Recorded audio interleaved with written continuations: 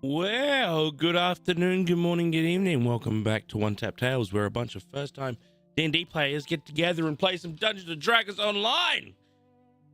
And it's a pleasure to have you all back. Now, you know what the drill is. Before we do get into the night, let me please shout out our sponsor for tonight, Dubby Energy Drink, the best jitterless energy powder in the market with the best flavor as well. We got the Japanese cola right here. And let me tell you, you ever had yourself one of those monster pinky peach deliciousnesses? It's that, but better for you with less jitters. And you get at least 30 to 50 serves out of this. So if you're in the market for an energy powder that you want to be able to get nice and easy and cheap, as well as support your favorite channel, go check it out. Exclamation Dubby in the chat.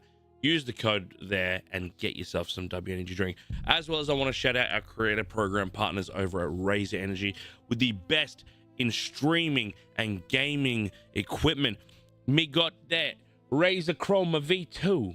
Yes, the Black Widow. One of the best interactive and responsive mechanical keyboards in the market. My gameplay got 10 times better when I moved over to this because the sounds of my reactions, it was appeasing to the ears, the aesthetic, the light up, all of it. And again, that response time. If you need yourself some more gaming equipment, you need some more streaming equipment, please go check out Razer, and everything you get through the Razer link will support the channel as well. So I appreciate you. But we know why you're here. We got a story to tell. So get yourself cozy, get yourself ready, and let's go check in with our players. Do you want to see Travis's? Hello. Oh, hey. Hi. man. Hello. That's when I realized I was attracted to clowns. There we go. There it is. I was like, that came through. That and he's rock hard. Man, I was like so excited. I was like, wow, they're talking normal stuff. Maybe I am a little bit too sick for D&D then. What? What? What happened? Oh, actually, I don't want to know. Anywho's, before we get into things, how we all doing? Oh my god, there's a sub. Ah! I forgot about subscription alerts. I need to shut them up. Let's minimize the alert box real quick. Bacon, thank you for the tier 1 sub for the 88th month. Can we get some love in the chat for your boy Bacon? Bacon, welcome back to Gooburger, home of the Gooburger Candy Order again. He's always rock hard. You are absolutely correct. How we doing? Loving life, being Wide. autistic. Yeah, good. I love that. I love that. Well, I'm here to ruin that. So Oh, let's get this started. And where did we leave off? Well, it was a fun little time knowing that their heads, your heads, were on basically a platter ready to be served, because after a very, very intense conversation with the most recently outed member of the Shadow Rock Council, Karzarg, with our good friend Gorvak Rathuda, announcing that there was that alliance and that whatever it took had to be done to make sure that Gorn did go under the public execution, to tilt in the favors of the Rathuda family takeover. Luckily, there was a itsy-witsy spider sitting in the corner that immediately went and Bubbles went and aligned their needs and whatnots as to get to where they need to be going, and be advised of the most recent location of Screeve. So you made haste as quickly as you possibly could, knowing that there was potentially death right on your tails. So you made your way all the way through over to Ravenshold, where after a very flirtatious meet up in the local tavern, you got the location of where one Screeve may have been hanging out and conjuring, as there was more to Screeve than meets the eye. But you seem to have made a friend, an ally in Ravenshold. I didn't know he was a transformer. Huh? More than meets the eye. Oh, I hate you all. Yeah. I And love then, the sound effects. and then a meteor storm swarmed all of you and you all died, and we're on the new campaign.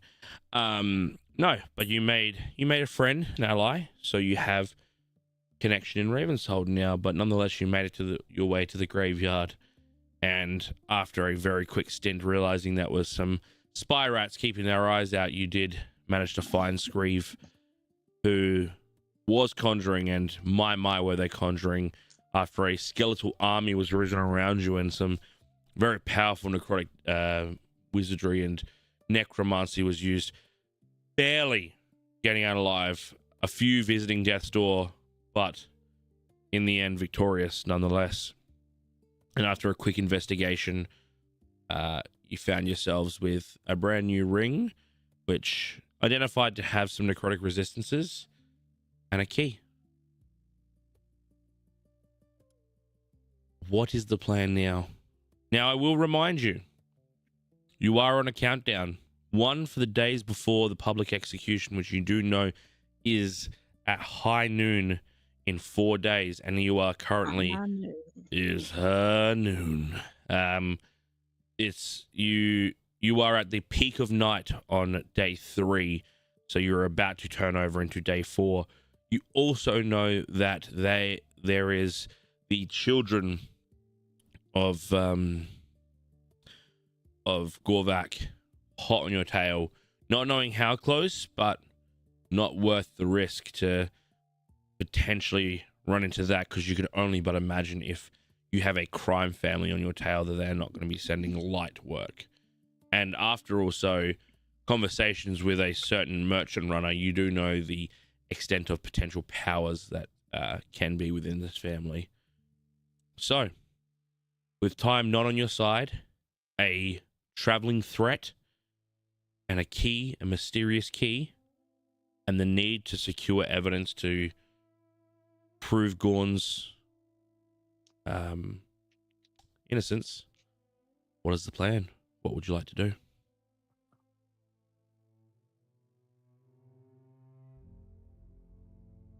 Well, we need to go and search a house, yeah?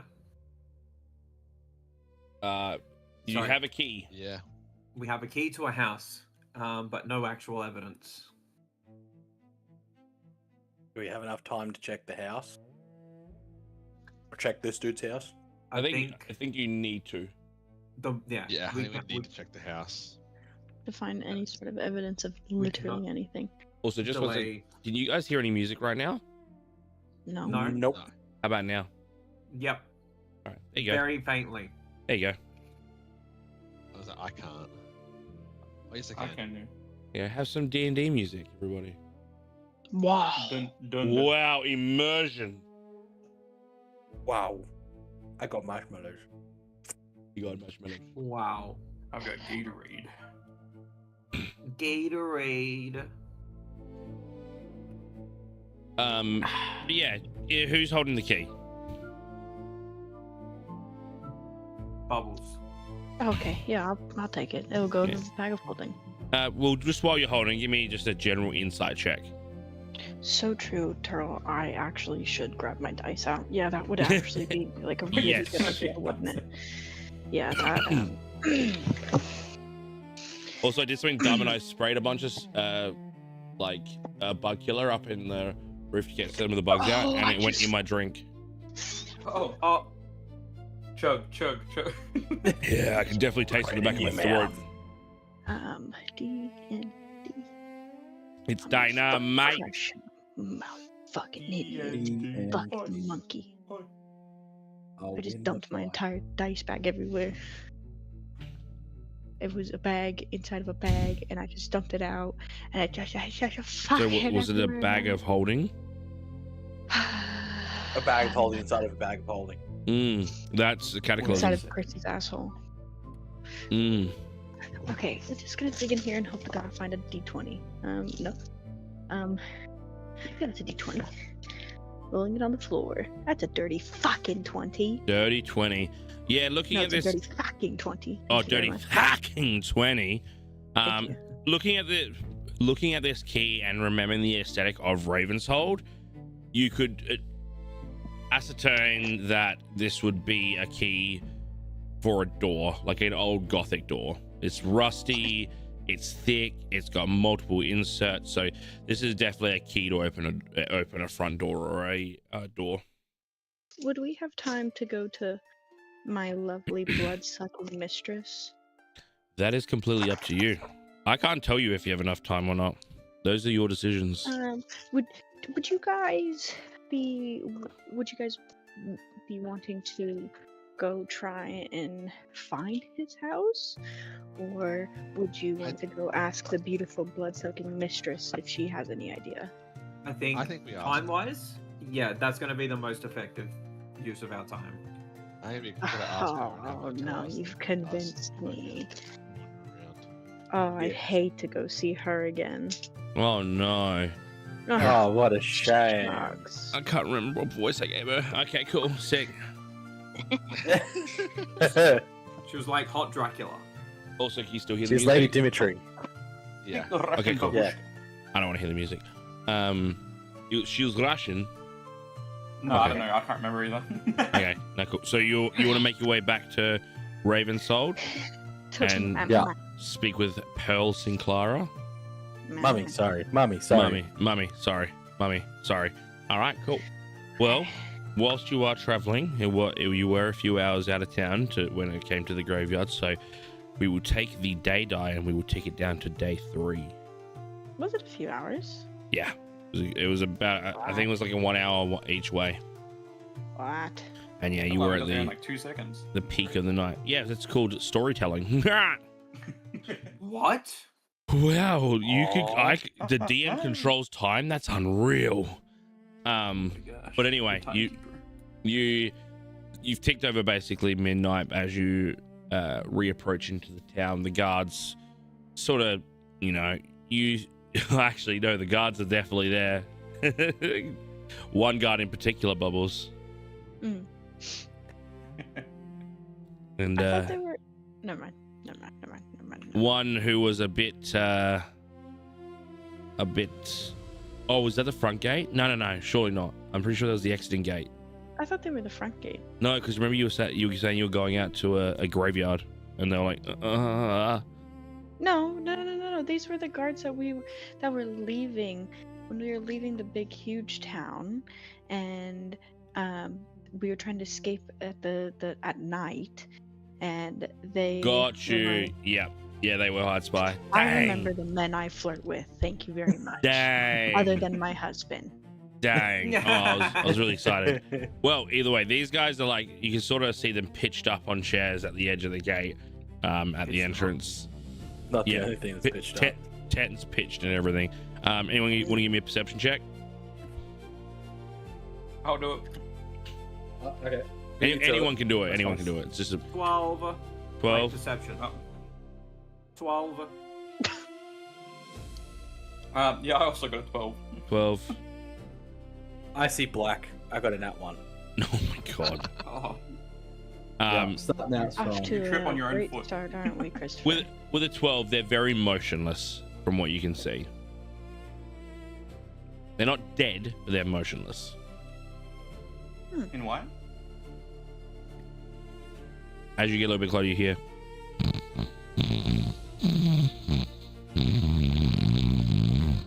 From the one on the left. Someone's letting it rip. My goodness.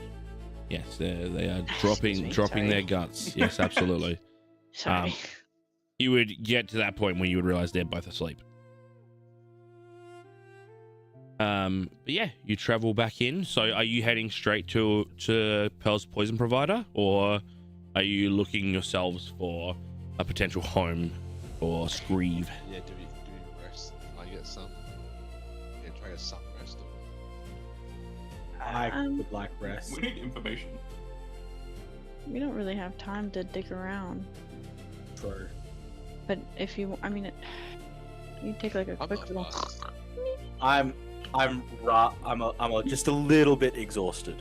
I mean, there's an empty house of a person we killed that we can take a quick rest in. Okay. True. All right. I Oh. was going to see Pearl first. All right. So you head to Pearl's poison provider, who is still very much open at this time. Yeah, you walk on in, and a very, again, gaunt, long, white-haired,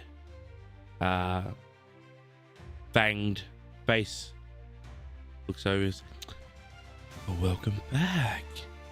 How did our little meeting with a certain Screeve go? I don't know who that is. There's no one by that name in this world. Not living, at least. Okay, you obviously know shit. She went to like look at you a bit further and just went, oh, okay. She went inside. Yeah. Well, what an absolute shame. He was something, and he's going to be dreadfully missed around these parts. Did he hurt? Was it painful? Did he suffer? Was he crying? Tell me all about it. He's pissing, shitting, crying, all of the above. He tripled himself? I love that. He did. I absolutely love that. I mean, oh, what a shame. Poor our young boy Screeve. Oh. Can I get you anything? A drink, maybe, perhaps? I mean... I've got a few young of us body are, back there that I could drain out a little bit further if you'd like. You You hear at the back of you. Shut up back there. Okay. A few of us are a bit exhausted and hurting a bit. But aside from that, we're hoping for some information. I know you've already given us a lot, and we really appreciate it. But we need to investigate some living quarters if you happen to know where they are. Give me persuasion with advantage. Again, you made you made a friend when you were there last. It wasn't just a barkeep. You didn't make a friend, so give me persuasion with advantage. Where is my Hero? Watch him I'm as gonna he... shit my pants. 21. 21? Yeah. Cheers. I'm assuming you're talking about a newly inherited property of yours. Yeah. Yes. Well, I do believe on the southern eastern point of town there is this strangely dark and funny for this town dark home where I believe it's about the size for one person. And I've seen a certain Screeve in and out. Look for the one that has the how would I say it? Decorative art on the front door. Oh. Okay. He's a man of culture as well. That's one way to put it. Absolutely. Was. I distinctly love the culture and the fact that he used a knife to put it there.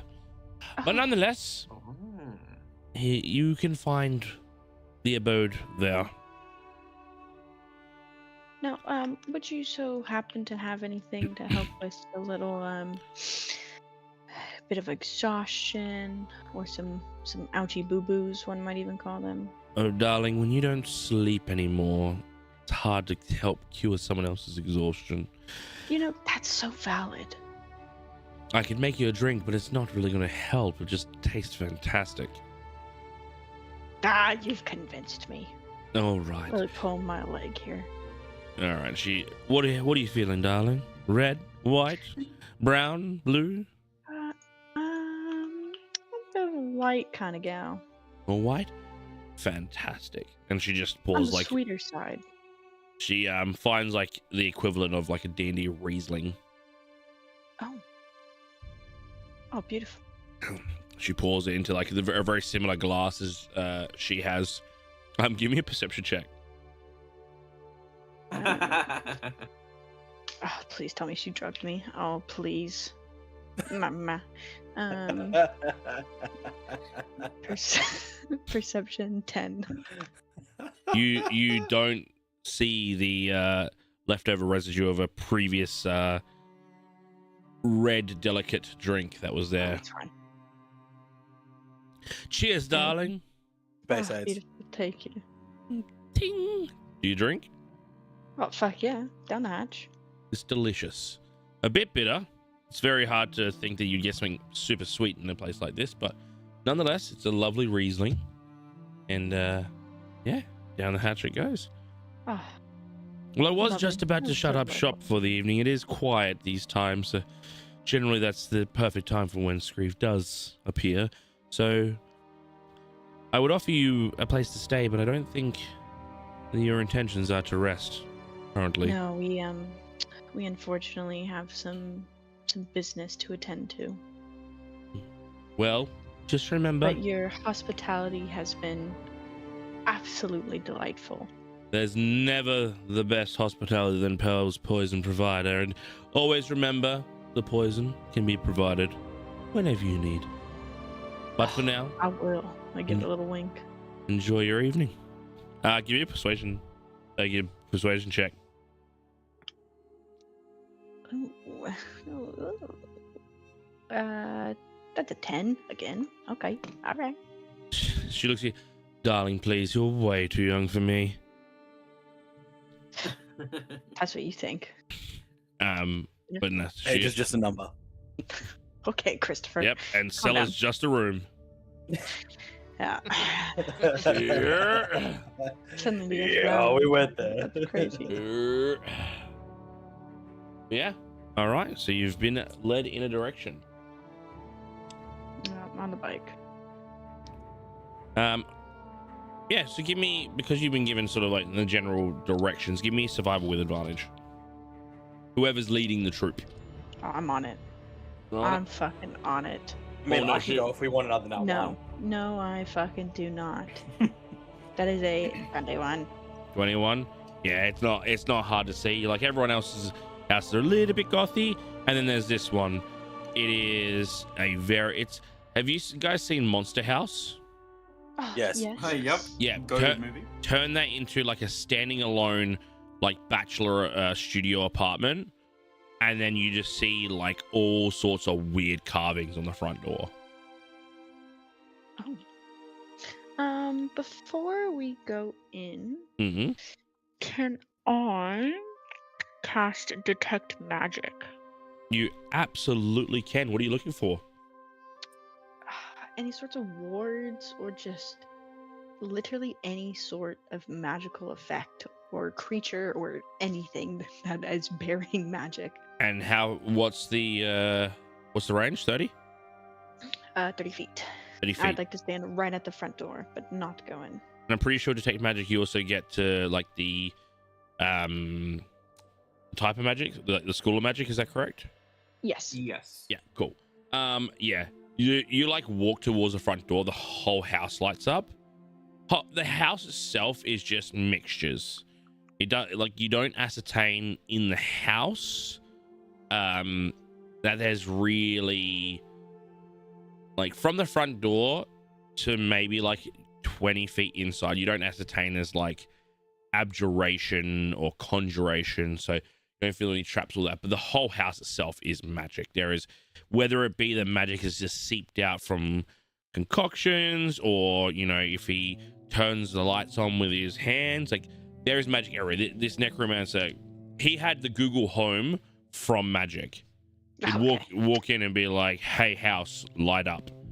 But that's sort of what you get from the front door. But I'll keep you posted if anything else pops up. Because that lasts 10 minutes or an hour. Let me double check. 10 minutes. 10 minutes. Yeah, cool.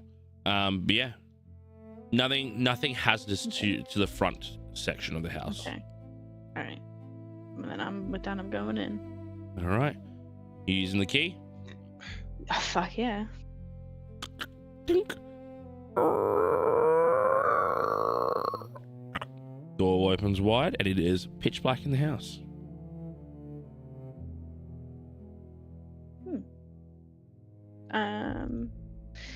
With Can detect magic, there's no I- illusion.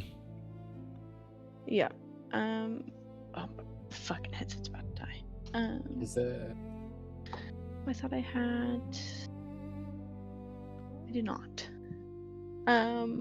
I do have a lantern in my bag of folding. Yeah? You want to flick on the Yeah. lantern? Yes, please. You light up your lantern. You see, it is eerie, to say the least. Like, there is like a single seat couch. There is all sorts of markings on the floor. There's a study desk off to the right, which is next to a fireplace, which looks like it's been snuffed out for 10 years. And then you see into the back area, there's like, you can see what would be like a bewitching table with like a cauldron, but it looks like that's where he just cooks his food. Like he just uses a cauldron for cooking, and then a withered old bed in the left-hand side. Other than that, you just see, you know, not active glyphs, but like drawn out glyphs all over the walls for like understanding and identifying what these glyphs are. Maybe a bit lunacy was like, I need to remember this, so I'm going to carve it into the walls. But this is, if you thought psycho necromantic killer, this is exactly what it would look like walking in. Oh, okay. Yeah, you head on in. You said there was a fireplace, right? Yes, it is very much snuffed out. Can I use Druidcraft to light the fireplace? You could if there was anything to stay lit in there. Fair enough. Yeah, you could turn, like, there is hanging lanterns all around the house. Like there is a light source. It's not like he's just like, I'm going to use my dark vision to live. I seems like the type. Yeah, fair play on. I am the night. Literally. I only turn on some lanterns and see. Yeah, just Help us. lanterns light up. So yeah, again, now you can properly see around the house. This Screeve isn't out. You can tell his personality is not like, oh, you know, he does what he does for money or anything like that. He does it for the love of the chaos. Like, and his studies are here. He uses as a place to study, learn, practice, and all that. His ambitions and goals are just to be a necromancer. So you like I said, you've got the bed, you've got, you know, a single couch, you've got this crafting / bewitching table with a cauldron on it, you've got this desk, and that's really about it to everything. There's not much going on.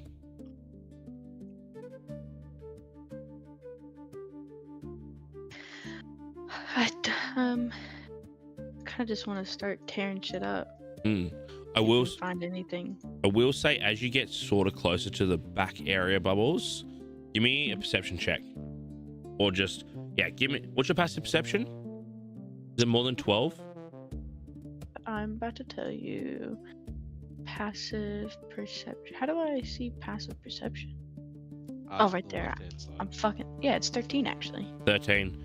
I'd say it's enough to catch a glimpse. You very much catch a glimpse of a mix of abjuration and conjuration magic below you, outside the back. I'm going for it. Cool. Is everyone following, or are people staying in the house? I'm gonna start just looking around the house. I think just lifting and looking and I'll follow. like if there's a bookshelf, I'm pulling books out to see if there's trapdoors, kind of shit. Yeah. So I'm gonna say, Loris, you're gonna make an investigation check. Is someone helping him? Well, I was going to say that I would like to specifically investigate the desk Okay. and work out what essentially the intention is to work out what has been the most recent study focus, Got you. I guess. I'll let you decide. You can either go Loris with advantage, Yorg with advantage, or both straight rolls. What do you want to do, Loris? I think I'll leave that call up to you. I'll help you investigate the desk. All right. You'll help me? Okay. Yeah. Give me an investigation check with advantage, and then while that's happening, just hold your result there. Thief and Bubbles going outside. Scally, what are you doing? I'm just looking around for general like supplies and stuff, like whether it be like rope or rations. Yep. It's just generally looting. Yeah. So give me just a straight investigation check. Bacon and Thief and Bubbles, you come around the corner and you see a trapdoor to a cellar.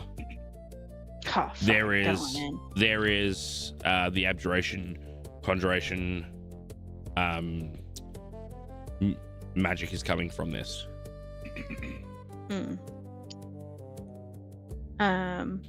Yeah, I'm gonna slowly on guard make my way in. I'm gonna need you to give me a dexterity saving throw. Oh, I'm crazy with it. Before you don't do worry. that, just know Mhm. it's going to be a DC 15, Oh, And- don't you worry, I'm crazy. and there's a lot of damage behind this. Is it straight roll? It's your dexterity saving.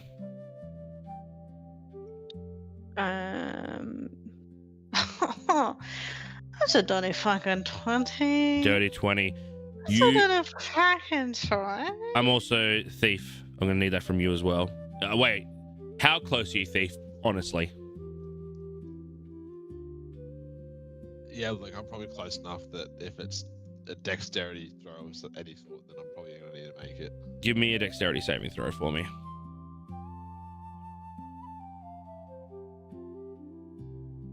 Ooh, it's a 4. A Okay. 4. Oh. So just throwing, are we? As you open the door, it's as if it was emerging from the cellar itself. This ball of black and green just pops up in front of you. You see it immediately. Thief does not. You duck out the way, and by the time you've seen it, Thief, you look over and you see this ball erupt. And instead of it erupting out like spines, out like a ninja star, like as if it was like a big cataclysm of things, it shoots out, locks on you, and just... Now, you're going to take 50 points of necrotic damage, halved because you're wearing the ring. If you are unconscious, you're also going to mark a death saving throw as disintegrate hits you. Thank fuck I had that ring. Wait, sorry. What, didn't you? Have you attuned to it? You haven't been wearing it I for have- 24 hours. You're going to Didn't you give take... to me? Yeah, you gave it to Scally. Oh, true. You're going to take Either way. 50 points of damage. Necrotic. Oh, I'm down. And you are also going to mark your first saving throw as a failure, as the disintegrate trap hits you with its entirety. Okay. You Oh, see, Bubbles, you like takes it, you go, oh, thank goodness, because disintegrate is a one and done. If you pass, no damage. If you fail, it's all of it. And you're like, oh, thank goodness. And you turn and you see Thief flying back. Eyes are rolled back, and you can just see this burning green and black, oozy flame like think of Amaterasu in Naruto, but make it oozy as if it was also like pus, and it is covering his chest, and he just and he's out. Okay. So, just for shits and gigs, I'm gonna throw out Spare the Dying at him, just so he becomes stable. Hey, all right, you stabilize Thief. You are unconscious on 0 hit points, but you are stable. And then I'm gonna scream out, "Help!" And hope to God anyone hears me. Uh-oh. Oh, fuck. Oh, you do get the attention of someone. Okay. All right. What's going on there? And you can see at least one guard from the front gate is rushing towards you with a natural 20 on perception. How did I get a natural 20 if brother's sleeping? No, Let me front gate, not side gate. Front gate. There's too many gates in this town. There is 3. I'm staring. No, there are 3, 4, 3 gates. 6, 7. 6, 7. I'm sorry. But yes, you can see a guard in the distance. That came to you very quietly, so he's probably going to be there in a couple of minutes. Okay, none of the other monkeys in the house heard me, but he heard me. Oh no, they heard you. They did not need a roll for that. But we're gonna freeze frame for you. investigators on the table. What do we get? 15 total. I got 7. 7. And so 15 total on the, and that was with advantage? That was with advantage, yes. All right. So you are scruffing through these papers, and look, it actually takes you a lot of time because he's not the one to have a book. He's papers scattered everywhere. And it's about Also, he's like me. Yeah, it's about a minute before the yell happens that you do catch one piece of paper there, and you can see. Do you speak? Is it infernal? I don't speak infernal. You don't speak infernal. You're tiefling. Yeah, you're a tiefling. How do you not speak infernal? What? I speak common, draconic, and elvish. You're not right. Elvish. There is a scripture underneath that is Elvish because Screeve is an elf, and these are components, and these are the items used for a spell, and there is a glyph on there that you recognize, but you don't have the infernal section to know the name of the spell and what it does, but you have components and a glyph that you recognize. I pocket it. All right. And then you hear, help! Skelly, you get, again, very odd components, newt eyes, like tongues, the tongues of scorch He's beetles. eating it all. Yeah, just numbing away. Again, these are for you. You're just looking at this being like, what in the heck? This man's diet is terrible. Yeah. He just keeps these out. They're not even in a cooler box. Yeah. But yeah, you don't have to find anything of use, but you also hear Bubbles yell out. I'm gonna Alright, add the I'm custom gonna- items anyway. Make my way outside. Make him away. All right, you run out. Make Skelly, you my said you're way gonna pocket some things. How many newt eyes? Let's say like a jar full, so it's probably like 5. We'll find what the actual like a better component is when we get the opportunity. Also, why is my D&D timer not going off so that people know we're doing D&D? There we go. Oh, there it is. No, it doesn't. Oh gosh. Yeah, so like 5 eyes on you, and then like a basilisk tongue. You run out, and first things you see, Loris, is Thief on the ground, motionless, bubbling with like black and green ooze, which also feels like it's steaming like as if it's fire. And Bubbles has quickly just cast a spell, and it seems like the argonal, is it argonal or argonal breathing? The stuff you do, agonal. breath. The agonal breathing that Thief was doing has now slowed to more of a gentle, unconscious breath. We gotta grab him and go. We gotta go. We got a place to be. We gotta go. To finish. Bubbles, give me an insight check. investigating. Let's grab a new die for shits and gigs, shall we? And as you, also Laura, Scully, and York, as you sort of come out and rap, you also hear that guard yell out as well. What am I doing? Insight. That is 15. You know that if there was a disintegrate trap on something, it's hiding something. So you have a choice. You guys need to take him and run.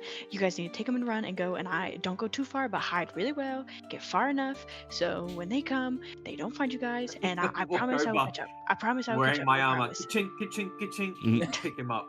Ka-chink, ka-chink, ka-chink, ka-chink, ka-chink. All right, so there's gonna be. As I'm walking away, I'm gonna cast Cure Wounds. All right, Just first level. hit him. Is that 2d4 plus 4 for you? 2d4. No, 2d8 plus 2. Oh, 2d8. Damn. I'm built different. 6. Yeah, you're not far off. 7, 8, 9. 9 points of healing, Thief. Something. You're conscious, and you find yourself waking up in Loris's arms, running away. What the fuck was that? What I will say, actually, Hold And up then for it hold up yeah, for a I'm gonna second. lob shape into the spider. Thief, in your unconscious state before Spare the Dying, it was all black, and you sort of come to for a moment, and you're at the edge of a cliff. I want you to give me one perception check first to see if you can figure out your surroundings.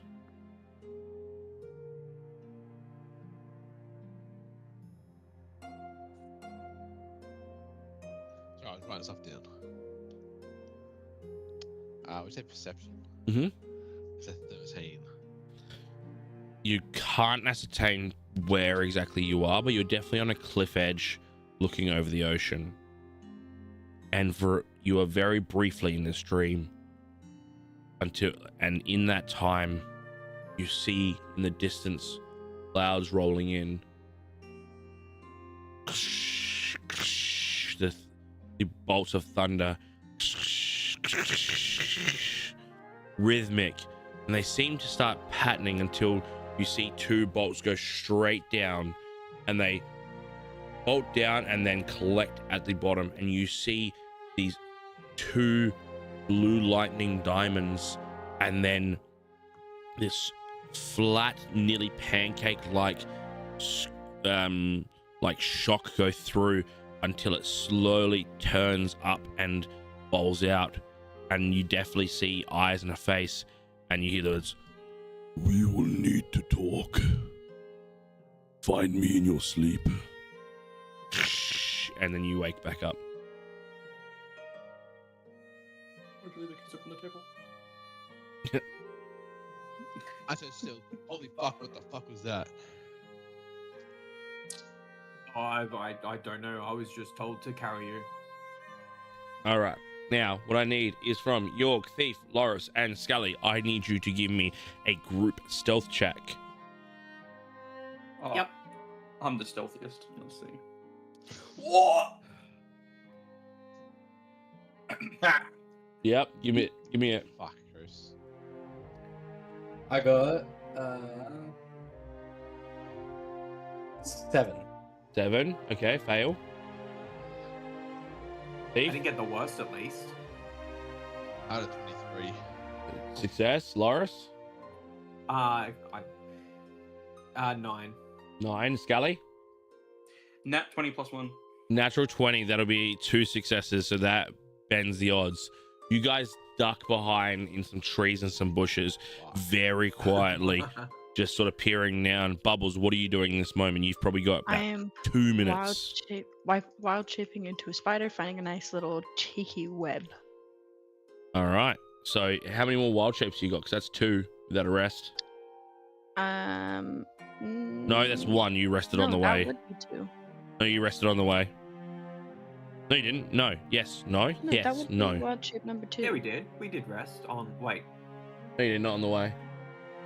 We haven't rested. No. So that's your second wild shape. So you've used, and you only get 2 or 3 for your proficiency.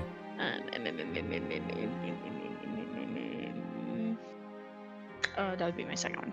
So I only get the 2, unless yeah, that's just 2. All right. So wild shape into a spider, 5 temporary hit points. Wow. and you skitter down into the attic. Give me down into the cellar. Mhm. Again, it is dark down here, pitch black even. Does your spider have dark vision? It's a Dr. Google. If it doesn't mirror, I think it uses Mirror's dark vision if she has it anyway. You think I have dark vision? You're Think. funny. Oh, alright, fair enough. Is this 2024, right? Mm-hmm. Yes, spiders have standard dark vision with a range of 30 feet. There you go. As you go down, you sort of peer around with your dark vision, still very dim, but this is eerie. You see chains. You see another desk. You see a table. You see shackles. You see blood. And you see all sorts of glyphs on these tables. You see racks of chemicals. And then you hear, "Who's down there?"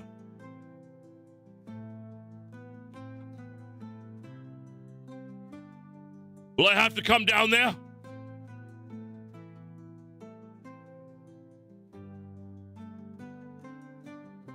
He gets a torch and cring, cring, cring, cring. "Oh, hell no." And he just comes back upstairs and fucks off. Valid. So valid. But you don't know what he's going to do with the "oh, hell no." He has definitely seen what looks to be a murder hole. So The entire like. you could ascertain that you probably don't have a very long time until there is more than just a guard here. I'd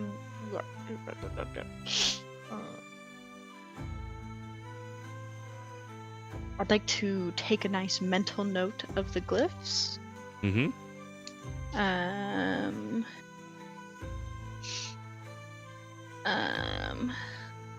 Sorry, I'm writing down stuff. I have a smooth brain. Once That's the fair. guard's like out of what I would consider earshot of my armor, I'm gonna walk down Okay.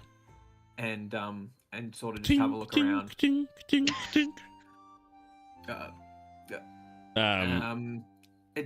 What do we see? Sort of like You other than it see, being a murder hole. this would look like again, it looks like a BDSM sort of room, but it's actually just murder. You see small cages, halfling size. You see a big cage in the corner the size of a Goliath. You see an Iron Maiden in the corner. You see this death table. You see glyphs. You see a racks of like chemicals and bubbles, and then another desk at the end of the room. What's on the desk at the end of the room? Or From can I have where? a look at what's on? Yeah, give me an investigation check. 18. There's not much other than spells, and you're like running your hand over things, and then luckily at the corner you see what looks like an inkwell, and you for a second you get scared 'cause you're like, "Oh no, I've just knocked this off," and you hit the inkwell and it sort of tilts, and then you hear clink,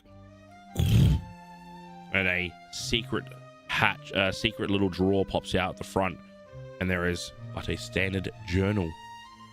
Ooh, I'm definitely nabbing that. You grab the journal, Screeve's journal. Mm-hmm. Other than that, you see all sorts of like again, you'll see a glyph, you'll see a listing underneath it, and it'll have a name. Again, all of this in Infernal. A bit of Elvish on here or there. So if you speak Elvish, you'll see again the components. You can see like it's almost as if the Infernal is supposed to be a mask to not actually explain what it is, because you could probably get away with like having partial of this book showing and then putting in different things. So this is definitely the Infernal side of things is not supposed to be read. So you're like, oh yeah, it's just this, and there's not a lot of people just commonly speaking Infernal, as they're just going to sit there and be like, oh yeah, this must be a poison cloud or something, with such odd components. So you just see again lots and lots of different spells, as well as some diagrams of some not very nice things.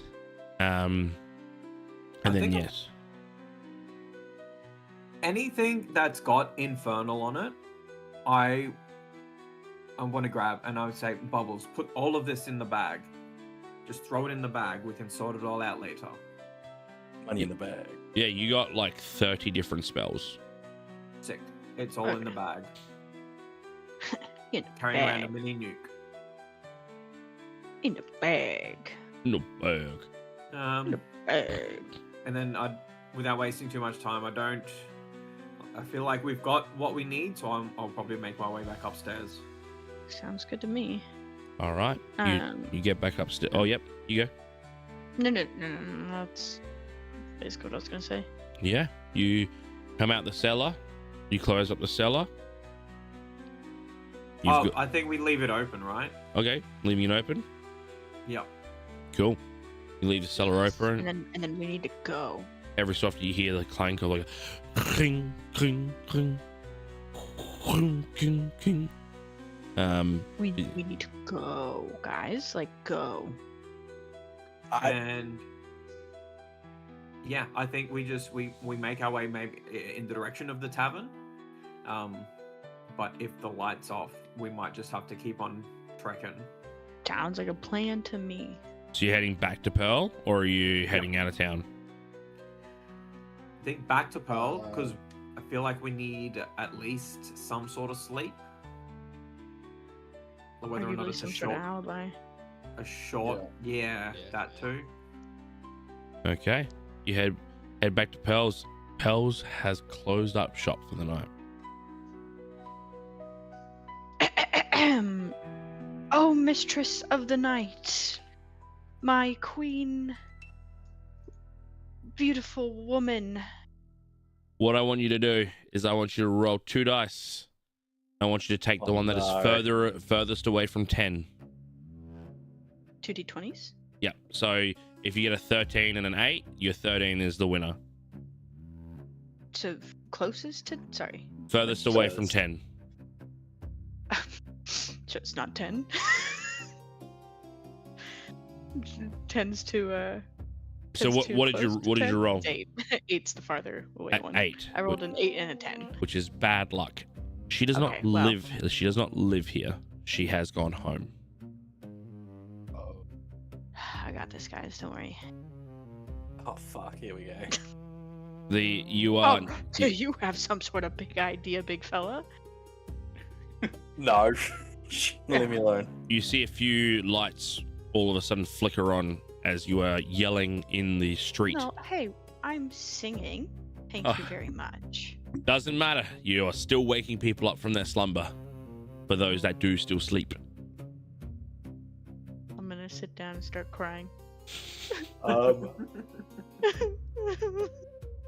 Did we determine when I use? I think I may have asked this already, but when I clouds jaunt, if I'm carrying someone, they don't go with me, right? No, negative. We did figure that out. I think we just book it back and book it back to the big town. Brain fart again. Start making our way out of town. Yeah. Yeah, I think at this point, Downtown. people Fine. wake up, we're not gonna leave. 1 second. Alright, And fine. the sooner we get back to big town, the sooner we get Buffett out of prison too. This is fair. This is valid. Yeah, you alone and cannot be used to transport other creatures you are holding, grappling, or carrying. So valid. I think we start to check the journal to see if it is when the journal had spells and stuff in it. You don't know what the journal had in it. I just grabbed the journal. Oh, true. So we have to check the journal to see if it has any information about Yes, but we need to do that in a safe area. shit. Yes. Do we want to do it on the way back? There'll be plenty of time on the road to read This is and what they're walk. saying. We don't want to leave town if you don't have the correct evidence. Yeah. Okay, so I think we get Maybe somewhere else than where we are right now. we try and get to the outskirts of town, Mhm. in a direction that is near the main entrance that we came in. Yep. Is there like a slums or like, you know, an area where people sort of aren't residing? It is about 1 a.m. in the morning. There is no one anywhere. There are guards doing the general patrols. Okay. I think we sort of get to like a back alley, and I'll pull the journal out and I'll hand it to when it comes to dark vision, can they read something like something that's written on paper? Because I know it's like black and white, and then I'm just going to hand it to you. Dark vision gives you the visual ability of dim light within 30 feet. So anyone that has dark vision will be able to read the book. And then yeah, I give the book to Thief. You have dark vision? Yeah. Yeah, I'll just give it to Thief. Thief, are you opening the book? Yeah, Do you speak Elvish? I do. I am. Everyone That is- except me speaks Elvish. Yeah. I don't. Did you not remember that? You find. Give me an investigation check to see how long it takes you to find relevant information. This journal is very full. And it's also gonna be a this- while, it's a 2. That is actually going to tick down your friend timer down to 3 now. As Can No, the roll is Can I done. pitch an idea? The roll is done. You gotta stop it before he rolls. But what's your idea? Fire away. I was gonna say I also speak Elvish. Could I assist? Like look over his shoulder as he's fucking. Yeah, you fucking missed that word.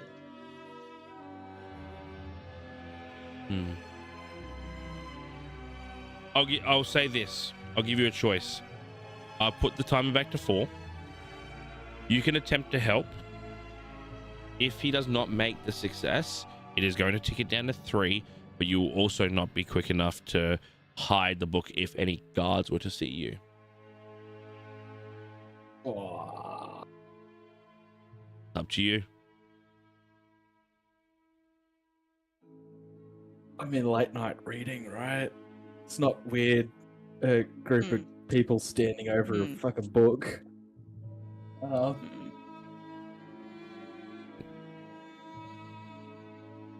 Help or no help? No. Okay. This ticks down to 3. But after about an hour of scrolling, words after words, like a lot of the stuff in the journal is just recalling tales of what he's done to people, I to killed subjects. this guy. I played his skin. Yeah. The taste, the texture, positions, how quick certain arteries burst. Does a Goliath twitch for more than 3 minutes after its head's removed? You go through so much. Kind of like a medical novel as well. Basically, like this is research and pleasure mixed into one.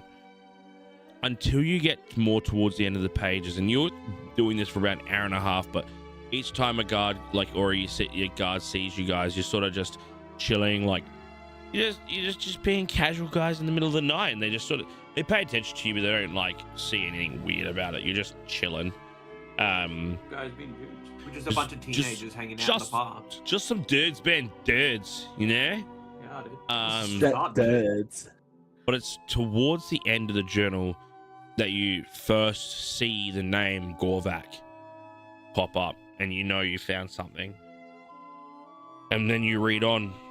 You read passages of the uprising of the Rethudas. They talk about exchanges they had, payments, sorcery that's going to be happening. You read more. You read the involvement of Karzag as an initiate, trying to get their way into the family, invoking the help of the Rethuda family, the ideas of an overturn of the city. You get from just a very small glimpse, and with that very low roll, you get enough with a very long time to go. Screeve was in on this, and he was the source of the darker, I'm going to get my hands dirty for everyone else, but be the most least suspicious person. You get the Rethuda family's involvement for the sake of the overturn of the city, and you get Karzag's for involvement being, the inside man, but also wanting to be part of this uprising. And it's sad, you do get the idea that Karzag does want, he does want improvement of the city, and he knows that there is more to Hidespire and wants that to grow, but he's very much doing a Thanos here, where it's just like what you want is in good, but you're doing it all the wrong way. but you have enough evidence to prove like Gordon was doing the right thing, and that Karzag and the Rathuda family and all that are things you with a low roll you're not able to gather any other vital information, but you have enough. Cool. That sounds good to me. Yeah, this should be enough. We gotta go. Sorry, Is this what we want? Before we do this, is this what we want? To leave? Yes. Yeah. There's a chance that we die here. Is everyone happy with that? You can save yourself and leave at any point, but if we all go back, all right. Gotta get him out. Well, with that, Yeah. I'm on my way. The suicide way. mission commences. On my way. On my way. On my way.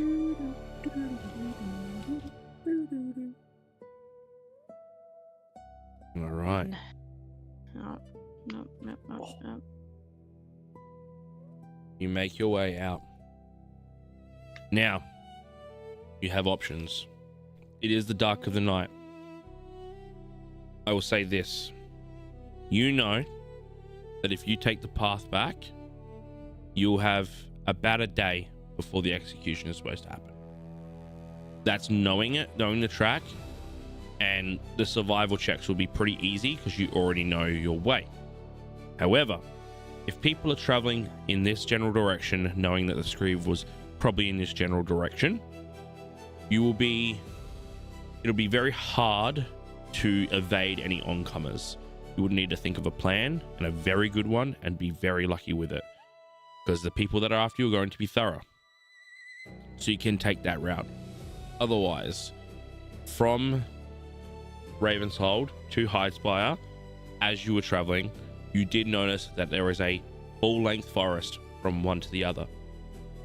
This would give you cover from anyone taking the main road. This may not give you cover from anyone that is traveling through the forest looking for you. You will be more stealthy, and it is more of a direct route. However, it is very hard to know your directions through trees. You will need very good survival checks and a very good plan to be able to get through the trees and navigate your way to Hidespire from that way. If you get lost, you could be lost for days. But again, you would avoid any on-road search parties, and if there are search parties in the trees, you would have a better chance of being stealthy. So I ask you this before we do anything. Would you like to take the road, or would you like to take the forest? Before anyone answers, so quick. So with my ability to see with the trees, could that potentially help at all, or no? Because I'm still a little confused on how that works. So how that works is you have three opportunities where you can peek through a tree. One, Okay. if you can remember a specific tree. Okay. If you have the knowledge of a tree specifically, you can look through it. This will give you the opportunity to look through the tree as if you had eyes on a 360 basis, or like, what's that dude that watches trains and gets really excited and has the 360 cam on his head? Autistic. Oh god, I love him. Yeah. You have that sort of vision where you can 360 that tree Okay. and look, but it's physical eyesight. You can look through a tree where an ally is within the vicinity of 30 feet of this tree, or you can look through a tree that has been enchanted and look through as well by other of the same type. So it's kind of like a maybe thing. Look, I'm going to give you a very real thing. If you're like, I'm going to look through a tree that's right near town to try to look for you guys, that's not going to happen because you physically cannot see a day's worth of travel away, especially through a crowded forest. Right. You could look, it's not going to give you much in the way. Like, you could go up a tree and look at what a direction and hope to see you can see the town, and that might give you a little bit of help, but it's not going to be a super helpful thing here. Right. Good thinking though, like really clever. Just yeah. Oh, it's all good. All right. Well, I feel like I make most of the decisions. Someone else can do it. I'm just reading through some of my stuff to see what's going to be the most beneficial. Yeah, don't worry, I'm doing the same thing. I would also give you this this other piece of information. There will be search parties in every which way you go, so that is a given.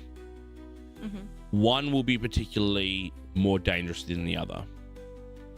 The thing you would have to think of is, if you were the crime family, which way do you think you guys are going to come, or which way do they want to protect the most? Because one of the encounters, if you manage to get into it, is much harder than the other. They are both very hard, and one is much more tended towards killing you, but yeah, you have to think of that as well.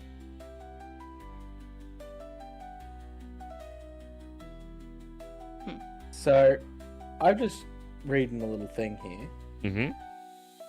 When you fail in my tactical mind, when you fail an ability check, you can expend the use of second wind, and instead of regaining HP, you roll 1d10 and add the result to your ability check. Correct. So would that be something I could use to fall on for a survival check?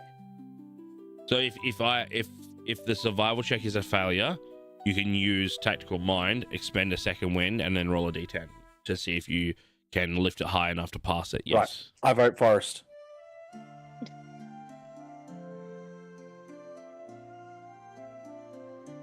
Okay. If you've got a plan, I'm happy to go with it. Oh, let me give you one more thing as well. If you're going through the forest, unless you can give me a stone solid way to actually help, the survival checks will not have the help option. So you can't just be like, I'm going to be helping by standing next to him. No, you're going through a forest you don't know. Yeah, encouraging words. I mean, I have an idea about how I can assist with survival checks. So we know that they're tracking us because of Bubbles' spider stuff, yeah? Yeah, you know that they're looking for you. So they don't know that we know that. Correct. I think they're going to have a lot of their stuff on the path. So I think the better option is going to be the forest. And they're going to have fewer numbers in the forest. Either that, or they're going to be more spread out. We're going to have an easier time dealing with individuals Rather over than an a whole entire crowd. group. Yep. Especially with Luda. Forest? I vote Forest. Forest.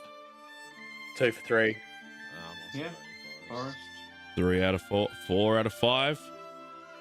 I don't give a Bubbles? fuck, I'm following everyone. You take to the forest. I take the lead. All right.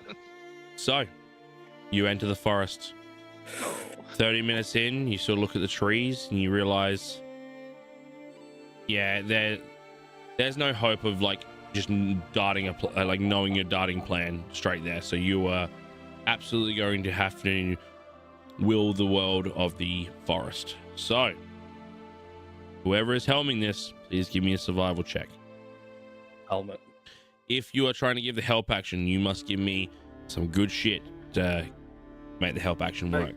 The way I would try to help, Mm-hmm. I'd try and find a nice, tall, sturdy-looking tree, Mm-hmm. like that sort of sticks out above the rest. And because I've got incredible athletics, I would try and climb the tree and discern the direction that we want to go and look for a major landmark in that direction. All right. Well, this is going to be 2 checks. If you succeed both of them, I'll give survival advantage. The first one is athletics to climb and scale the tree. Okay.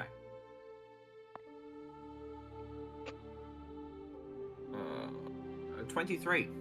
You scale it perfectly fine. Now, you're doing this right now, or how long do you wait before you climb this tree? I don't want to wait too long because we need to know the direction that we are heading currently. So I'll get you to give me a perception check with disadvantage because it is the middle of the night and you do not have dark vision.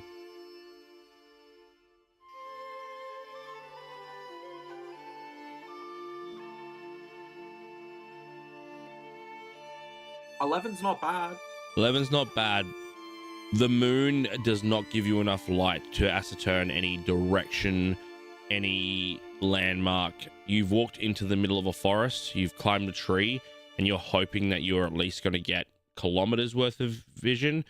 You could probably see 100 feet in front of you. There's nothing that's going to be able to give you any directional help with an 11. So good attempt, but the survival check is going to be a standard roll. Okay. If that's the case, does a 15 pass? A 15 does not pass.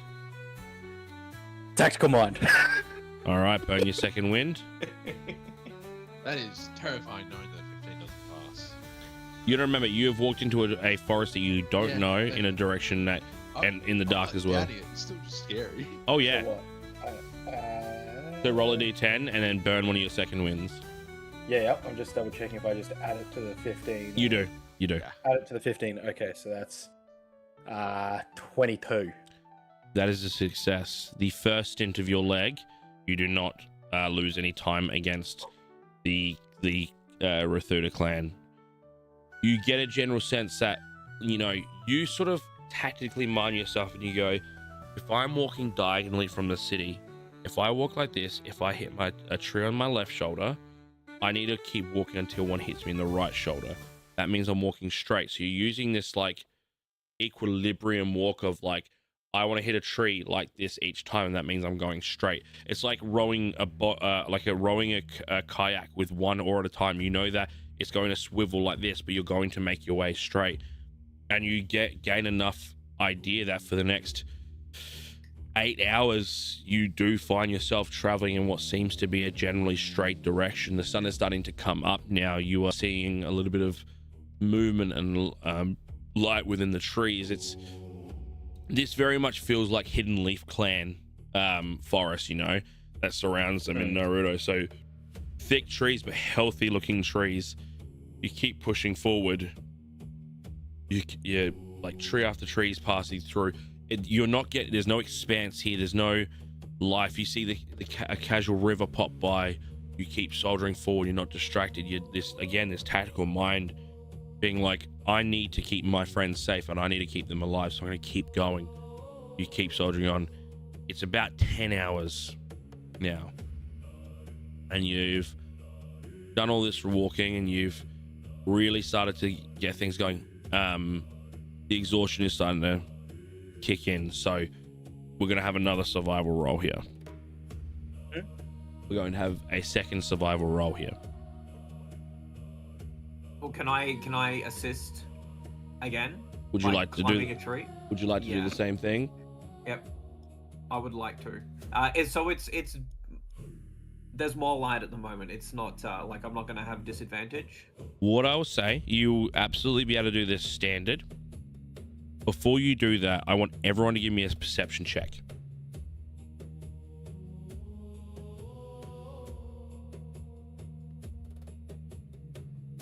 $13. Perception. 7. 15. Gallagher?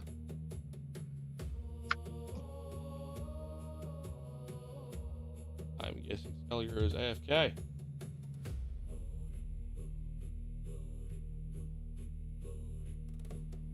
Cool. AFK it is. Huh? What's up? Perception roll. Perception roll? Roger that. Oh, that is terrible. That is 7. Okay, so my 15s, Ethan Bubbles. Mm-hmm. You've heard, like, while walking, you've definitely heard, you know, general movement within the forest. You know, you can hear animals traveling and all that. Now you sort of hear more. You're hearing a lot of darting motion in the distance. It is rapid and it is high in the trees. They're probably a whiles away, but you definitely hear movement approaching. Now, I'll give you a moment before if you want to try and scale this tree and give advantage on this survival check. But if you want to discuss first, absolutely fine.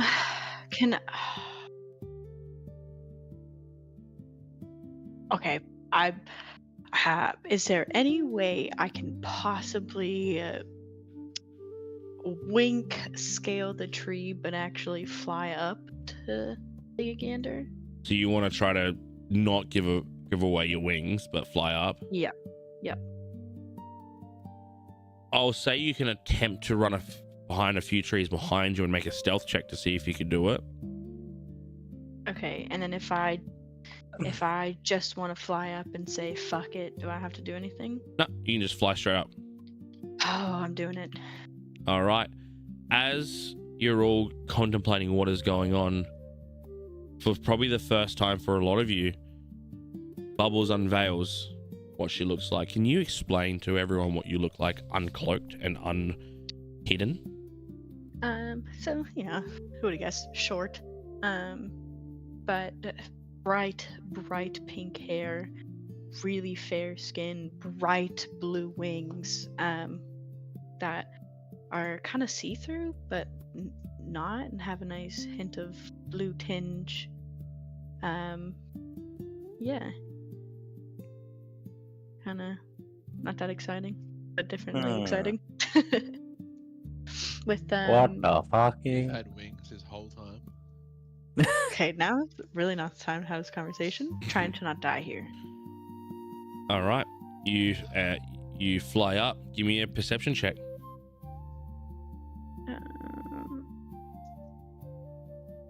That's a natural fucking 20! Natural fucking 20! Natural 20.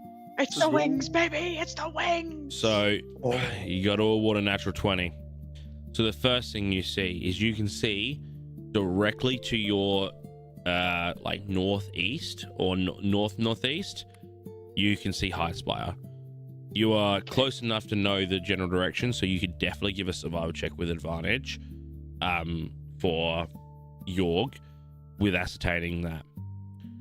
With a natural 20, what you also see is every so often you see a small figure just fly up out of the trees and land back in, and then another one flies up and out, and another one, and they're darting up over the trees in your general direction. Bubbles, when everyone went back to the blacksmith, give me a history check.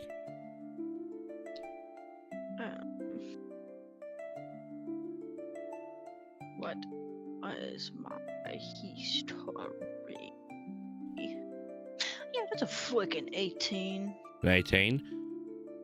You remember just before falling asleep that there were 3 very small, very quick figures that were darting around those rooftops, and that hit everyone with darts that put people to sleep.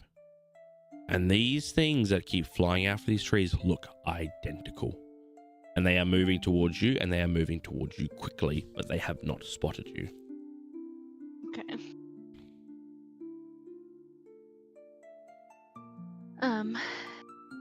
All right. Come back down. Relay.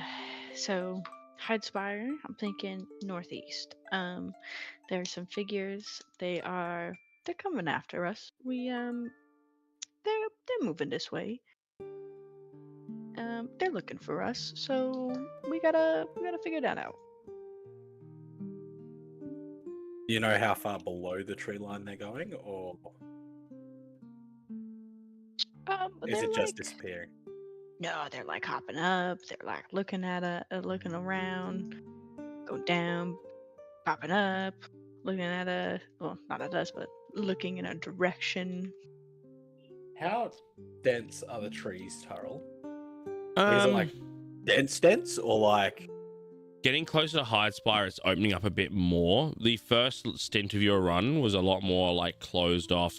Again, you remember that Ravenshold was sort of crafted and created to be a bit more hidden. You remember that basically your pathing ended up being almost like a secret passageway for almost a little bit getting into Ravenshold. But moving more close to High Spire, it's opening up a bit more, letting nature have a bit more roam and freedom.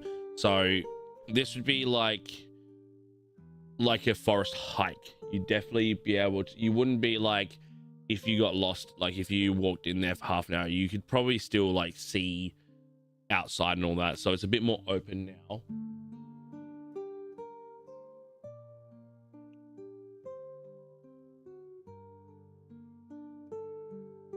I've got a dumb idea that Oh, no. Let's hear it. It's wanna probably run not by as you dumb as guys. mine, but What We if can't really we get much worse. try to use some sort of diversion? I bet I can throw a big rock very far. You're gonna Hulk throw. I'm gonna Hulk throw. Do we think they're gonna fall for that? Is it gonna give us enough of a chance that they might, and we can sneak past their pathing?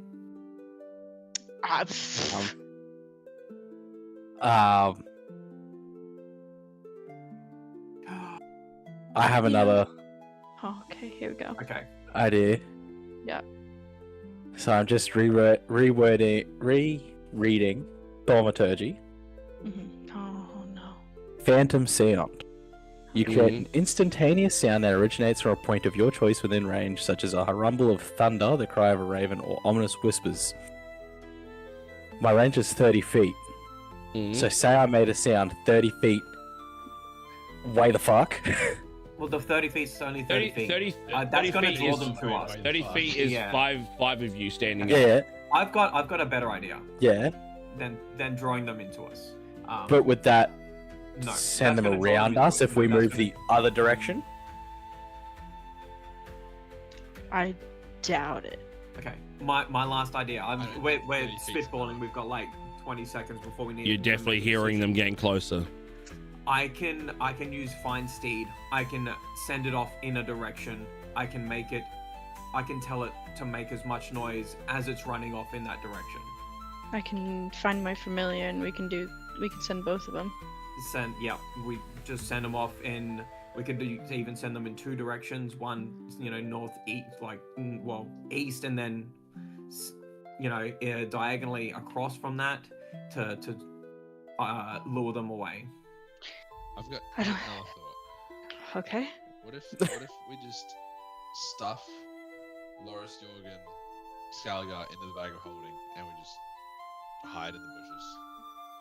That is 10 minutes, so if they are near us for longer than 10 minutes, we've just killed our friends. I mean, I think if You have to make a decision now. I Mate. think we do the find familiar instead, personally. Fine. Yep. I agree. I put my hand on the ground. Wait, Alright. before you do that. So find familiar. Does that take one of your wild shapes, or is it a spell? Find familiar. I've got it. No, it's that one you of got my- Steed. I have No, You've got me. Steed. one available. You've got Steed. No. Find familiar. I've got Find Steed. Oh, sorry. Yeah. I gotta find it.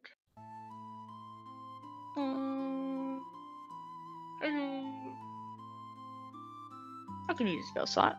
Okay. Now, find familiar and find Steed. Do they have a vocal component? Yes, it does. Bubbles? That means V, V. S, or M. M is material. V S is vocal. hand signals. V is vocal. Okay, well, yeah. Okay, you both got vocal. I will allow you to attempt to be stealthy about this. We have made a decision now. These guys, when you say, so you're going to make this, you're going to try to stealthily cast this, both of you. Mhm. Hmm. You're going up against their passive perception. Okay, they're not going to be actively listening for you, but if you do not beat their passive perception, they will hear you say this. Your plan might work to distract it, one, but if there is a passive perception that has been met where they can hear people vocalize, they will send people there. You need to beat a passive perception of 16 on your stealth checks. Cake. I got luck. Assuming that I roll better. And both of you need to do pass this. This is not a group stealth. This is a both stealth. Disadvantage with stealth, so... I would. Okay. You know what? I'll give you this. Your armor is not going to affect your ability to talk. However, I'm going to give you disadvantage because you're missing tongue will. Bro. At least it's not triple disadvantage. Here my hey. Come help. Is it stealth or sleight of hand? Stealth. Oh, it's the same either way. Same fucking number either way. I saw 17, bad boy. I rolled a 17, and I rolled a 17. I rolled 2 17s. Wait, Loris. Uh-huh. You're exhausted. You need a -2. No. Yeah, -2 for exhaustion. Are you fucking kidding? So that takes your stealth doesn't go up. Is it a 0 to the addition? It's a 0. So you take your 17, you put it down to a 15. Which does not beat their passive perception of 16. You did so good. You did so good. I'm so sorry not to muffle your voice when casting a spell. Oh, that is heartbreaking. That is heartbreaking, but the game's the game. So, Bubbles, you conjure up this familiar. What have you conjured?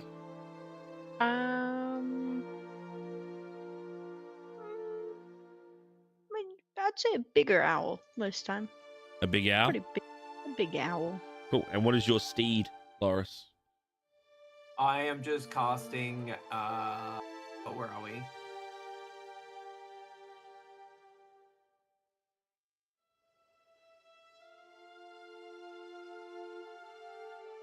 Creature type, celestial, fey, or fiend. I think just celestial. Yeah. And it's just going to be a large, it's going to make it a direwolf. Direwolf? All right. You conjure these up. And Loris, your excitement, you're like, this is going to work, it's going to work. Just propels your voice that little bit too much. You do quickly send them off. And you will be rewarded by this. You will have one of them go, they're like, and one of them darts off in that general direction that these steeds go off into. Now, what I need from you, Loris, is I need you to roll a D4 and then halve it. If you get a 3, it'll be a 2. And if it's a 2, then it's a 1. If it's a 4, then it's 2. It is a 2, so it's a 1. All right. You will have one turn where the other one is gone. But as they go off and you do believe that you are safe, you hear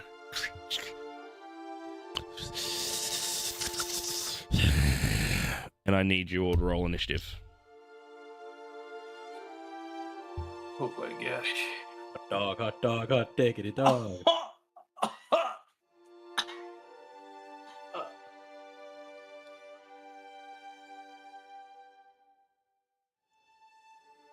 Maybe that was the dice I should have been using this whole time.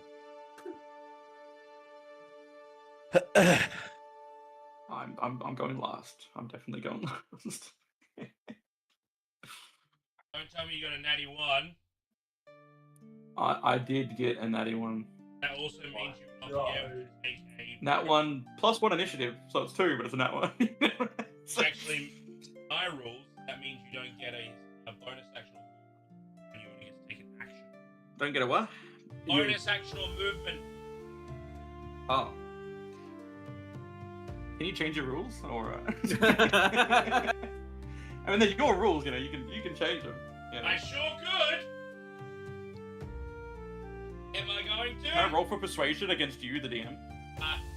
Sure. 10 and that 20. Okay. Oh, wait, actually got it! That's really cool. I'm not changing the rules. You bitch! Oh, I don't care, I got it. That made me feel great. Well done. You wasted That your actually D20 on a nonsense roll. The problem is you can't dictate my decisions with your rolls. I am God. That would have been a 23 too, because I have +3. Whew. That is disgusting. Holy crap. I actually just got up and ran across my room. Hell yeah.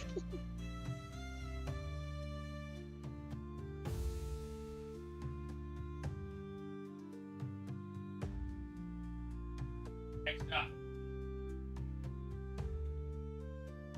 Need to clean my room, Mom. That muscle man from regular show? Yeah. A man of muscle. Oh my gosh, dude. My mom. Man, what a goated show.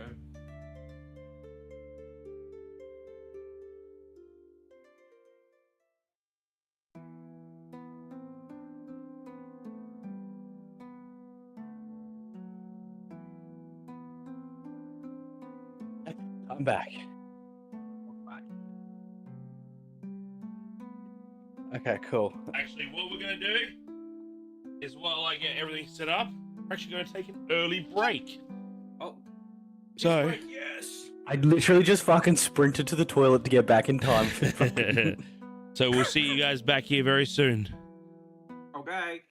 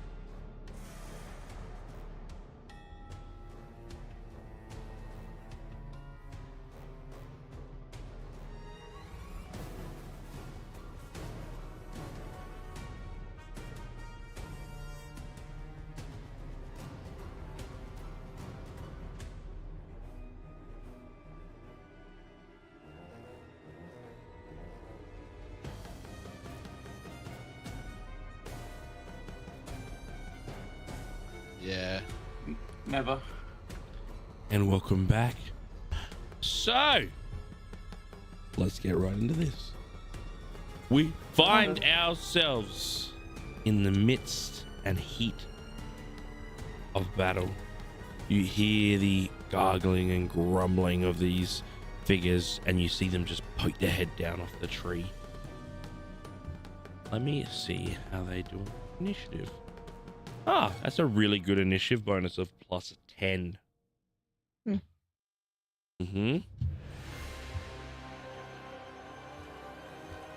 Yeah, guys, I'll catch you on the next one. Campaign 2 on the way. You are actually really lucky with one of them. All right, so give it to me. 25 to 20.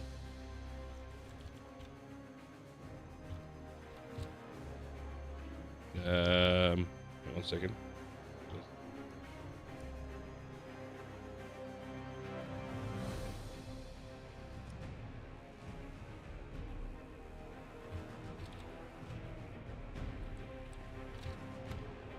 All right. 19 to 15. Me, Yep. All right, what do we got? 18. Beef? No, it was like 15. All right, you.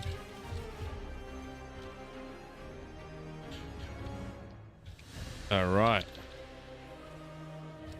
14 to 10. Yep. What do you got? 13. All right. Oh wait. Is it Minus negative 2. because of? Yep. Yeah, it's 11. Yours, does that mean yours is 16? Oh, yes. Yes. So 11 for Loris.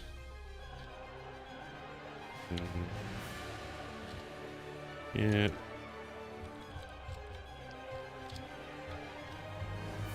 Loris. 11. Bubbles? 5. 5.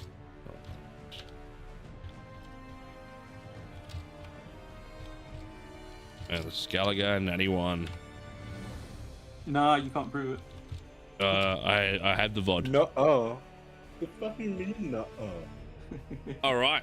So, as I said, you find yourselves having a stare down with these heads popping out, and all of a sudden, one of them from the closest darts at you. It's going to pick probably Scalaga because he's the closest. Oh, yay. Why am I the closest?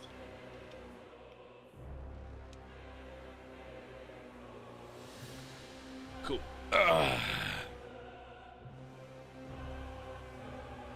So he is going to take 2 strikes at you. Can it be 1? Button? Can it be 1? No.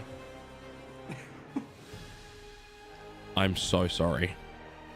The first Nat roll 20. is a natural 20. Yeah. And on an assassin's first roll, it has the poison effect. Oh, Scully, this is going to hurt.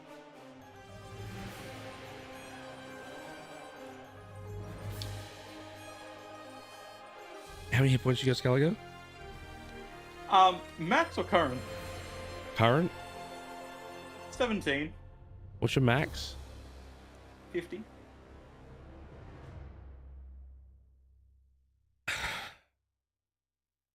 I'm going to be real with you here. You may die here. So, the short sword is going to do 1d6 damage plus 4. It's already 6 because of the natural 20. There's a 10 already. That's 12 piercing damage. Okay. Now we're going to roll for poison. The initial poison damage is 30.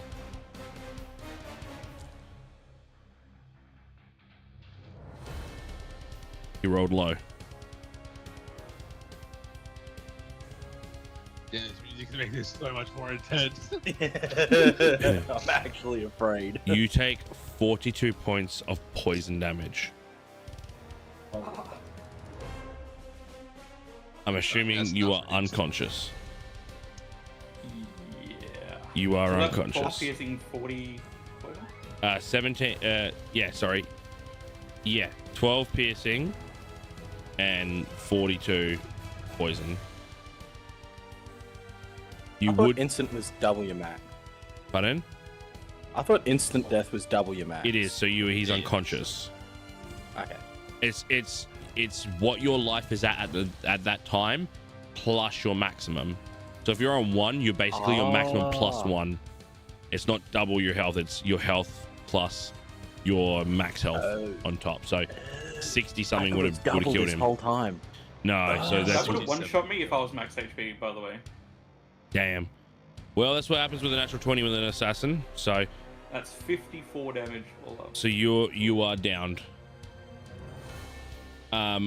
This the assassin is going to. Hey. No, sorry, he's going to run away. He does not have to disengage because he's not in melee range.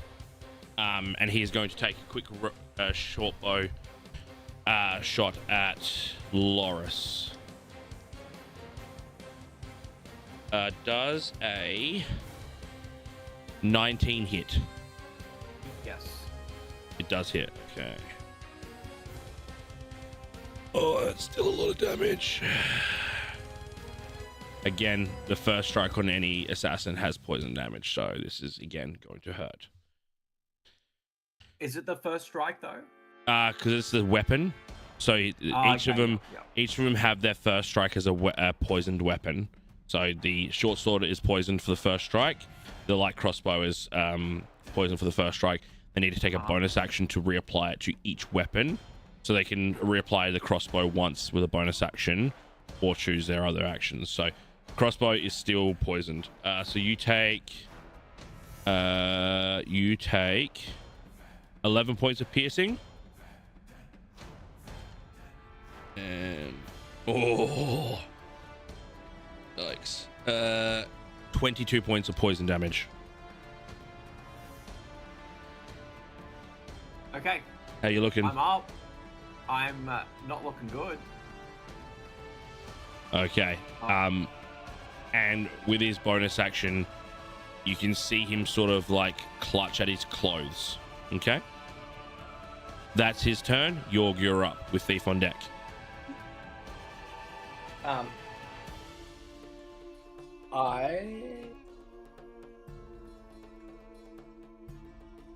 I cast Firebolt.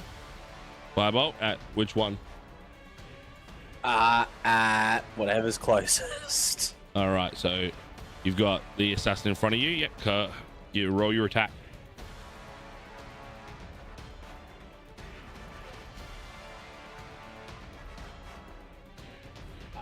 Does a 12 hit by some chance? You throw your firebolt out, and it whizzes by the side of him.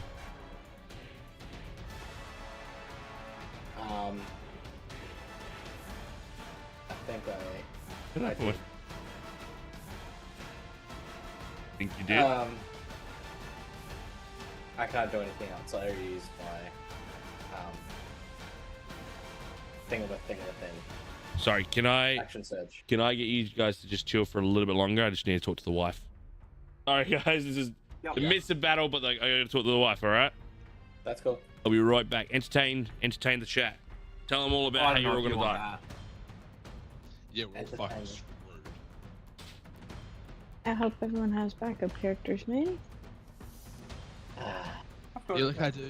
I don't have technically. stats confirmed yet.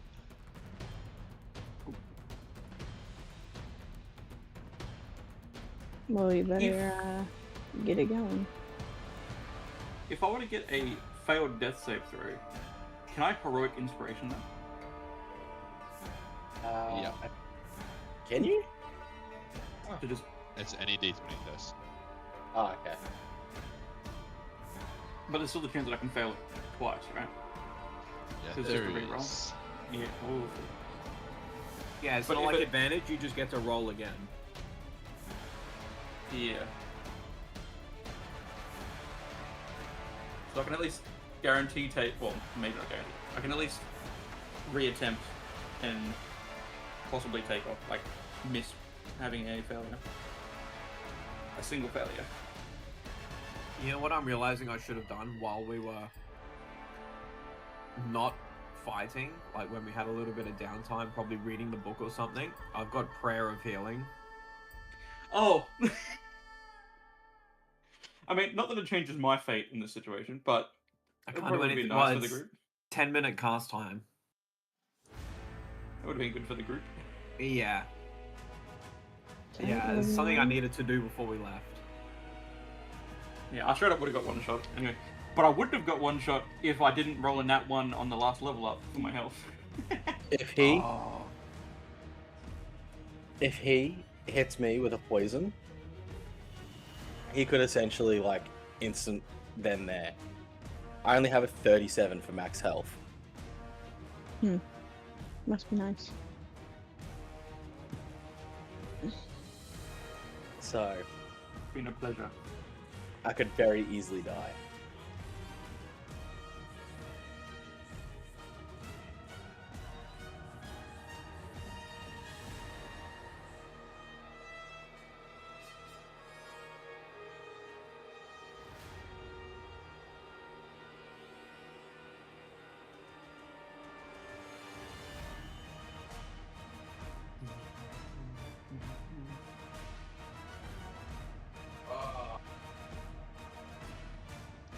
Alright, do I go for damage or do I try and debuff?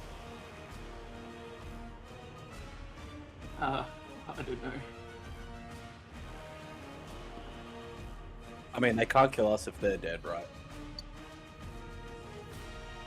Yeah, for Well, this- debuff, they can only take one action, or bonus action. An action or a Attack bonus. once. So yeah, they can't put poison back on a thing and then Yeah, just that attack can on the only take bar. one attack each time.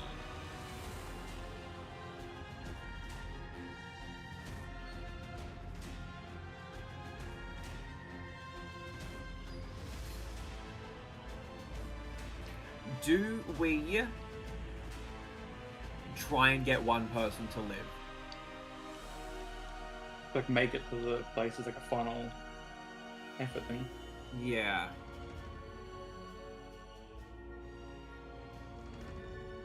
We can try.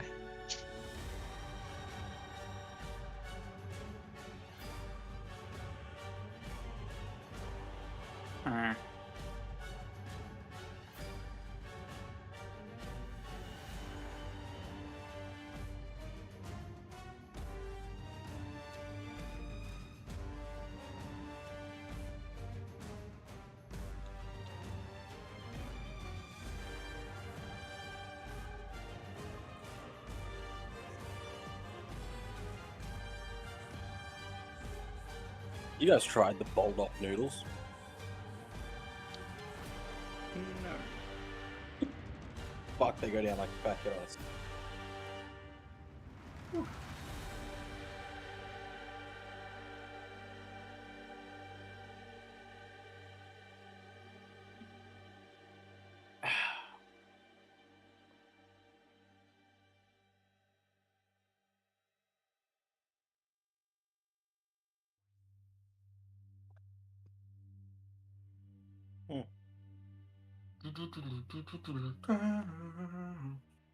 Michael Reeves. Oh, it's that Reeves. Is it the penis airship? The what? Yeah, he made a penis airship with Create and with like the airship mod as well.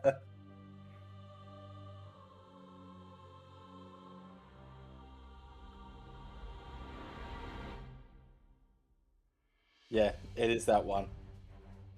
He just had someone come into his chat, and he read the chat, and it's like, oh, what did the chat say? The chat's like, oh, go check your cock ship.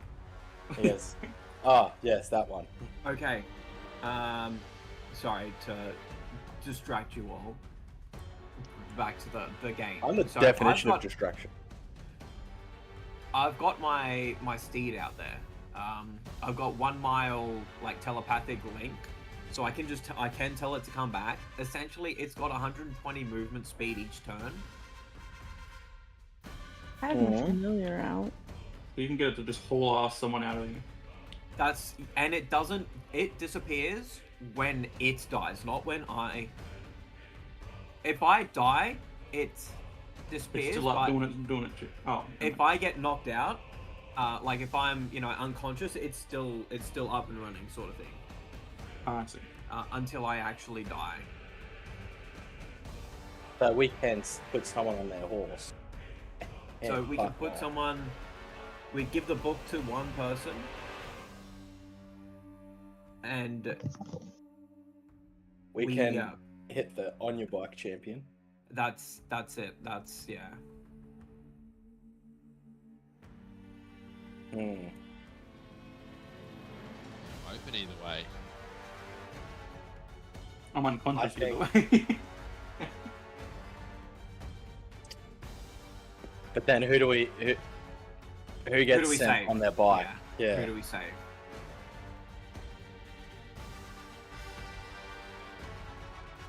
Because like, Look, I feel like I already pissed off the council. roleplay I think wise, either me or Bubbles. yes, agree. But I'm not too sure. I feel like Bubbles makes more sense. But like min-maxing wise, because I could, if I'm alive, I keep the thing alive longer. It gets further away. Yeah, you could essentially book it out. I've got 35 walking speed as well as the Clouds Jaunt, which is another 30, and then I can dash as well.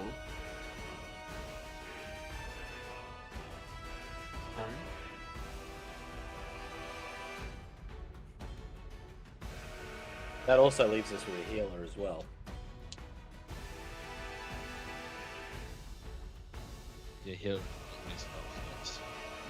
Yeah. Hey, any heals are better than no heals. I think you see. Yeah. Yeah.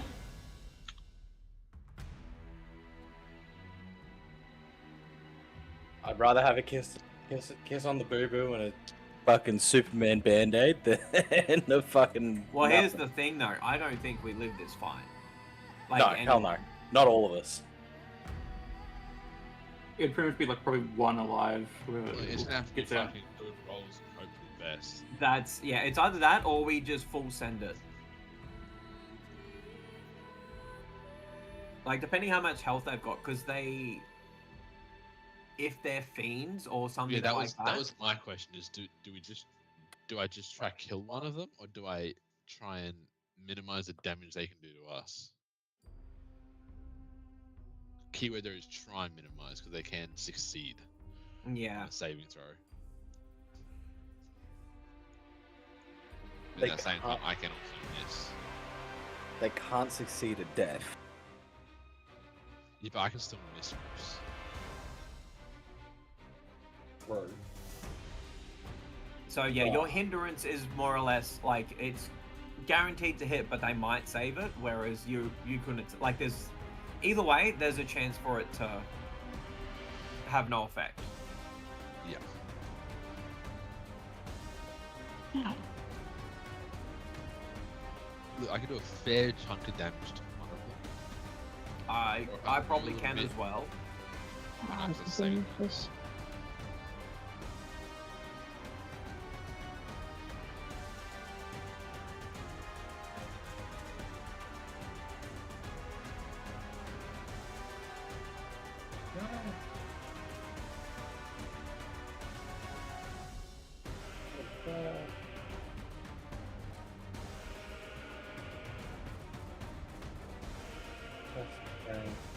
I can't cast them.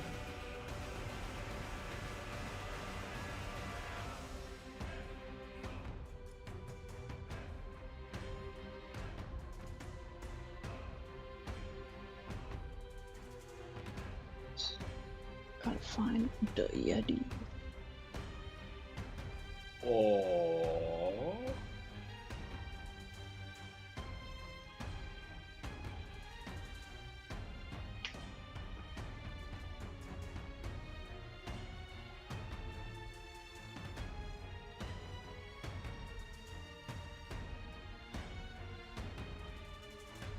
Does he attempt to debuff them? Then I attempt to debuff them. And then I can debuff them both with the armor class if they fail. I can debuff one. And I can give one of them disadvantage, so I can give the guy that hasn't taken it to me disadvantage, so it's more likely that he misses the turn. I can give one a debuff, and then they get. And if they fail, it's disadvantage on any strength-based D20 test while I'm concentrating on it. Oh. How healthy do you think these guys are? I'd say pretty fucking healthy. Look, I mean, they're rogues. They're not going to have a heap of health. Probably, getting the good damage in, realistically. I'd be worried about what isn't immediately obvious to us. Is what I'd be more worried about. look, I could like fucking nerd neck and actually like give an estimate of what their fucking shit would be, but that feels like a fucking metagaming.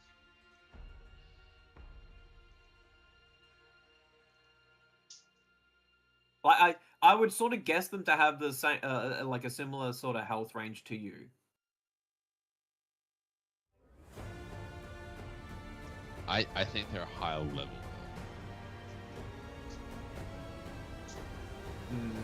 Yeah. Just based on the fact they had a +10 to initiative. Yeah, true. With their rogues. Yes, I guess they have the alert feat and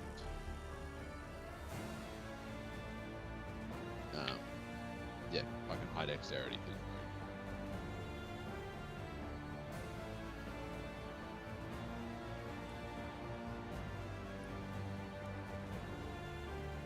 Can't find a fucking Yeti. I don't know, Jefferson. I don't know.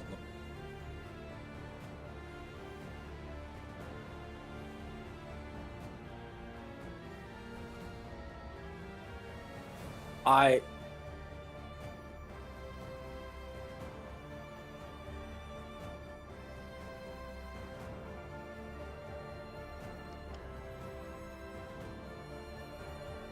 mean, what the tower do? What the Taro do?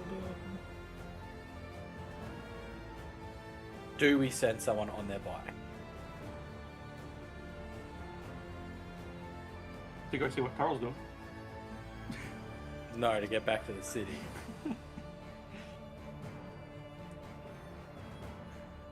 Man, I don't have any better ideas. I don't have any better ideas either. I think we're dead regardless. I think all of us are dead regardless. So, I mean, at least it's a chance. Which one's a chance? Well, it's a chance for someone to at least free Gorn, so at least Gorn would live.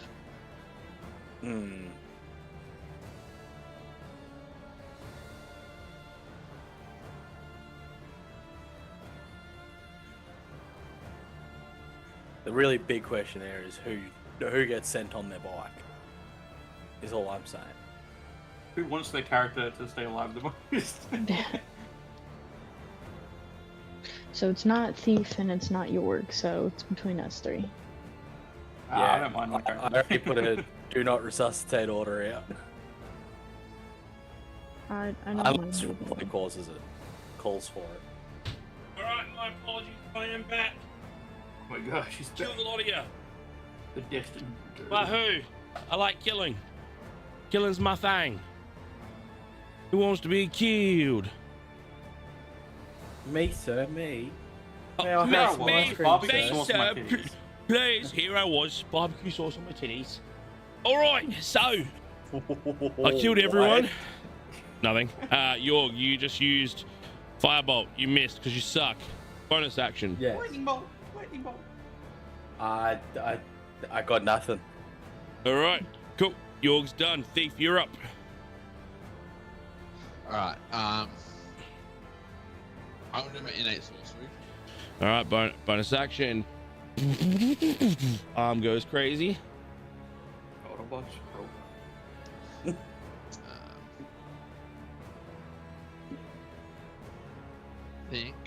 I think.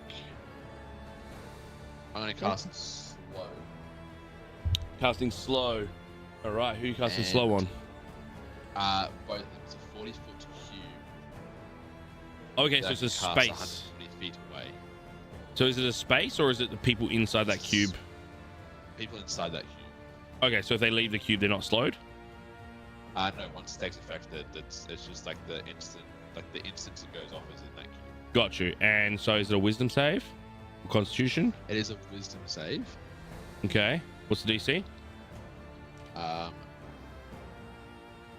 What's that? 16, I think. 16. All right. One saves, one fails. One again rolled a natural 20. Wait, hang on. Before you say which one's which, the one that hasn't taken a turn yet will have disadvantage. So I'm going to use my murder magic heightened spell to give it disadvantage. Well, the 20 was on the one that had already taken their turn because it was the same dice. Yeah, either way. Other one fails. So Assassin 2 is slowed. Assassin 1 just shakes it off. This guy is pretty cray-cray. So what's the slow do? They've got movement speed down to 10. Their movement speed is halved. Mm-hmm.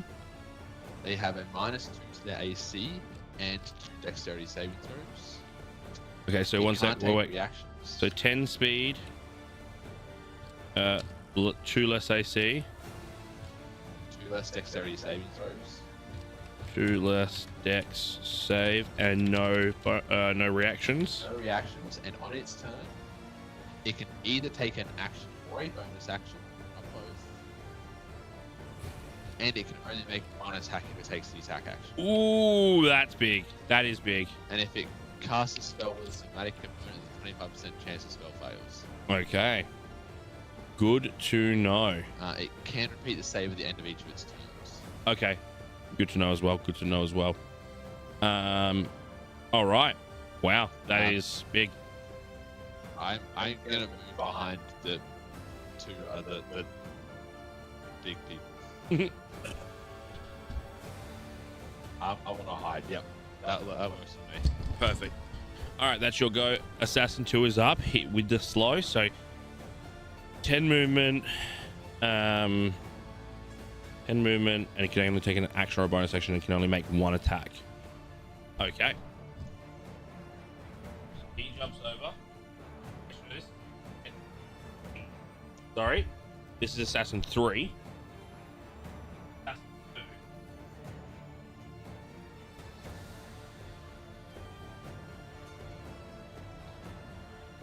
So, out from the trees after one turn.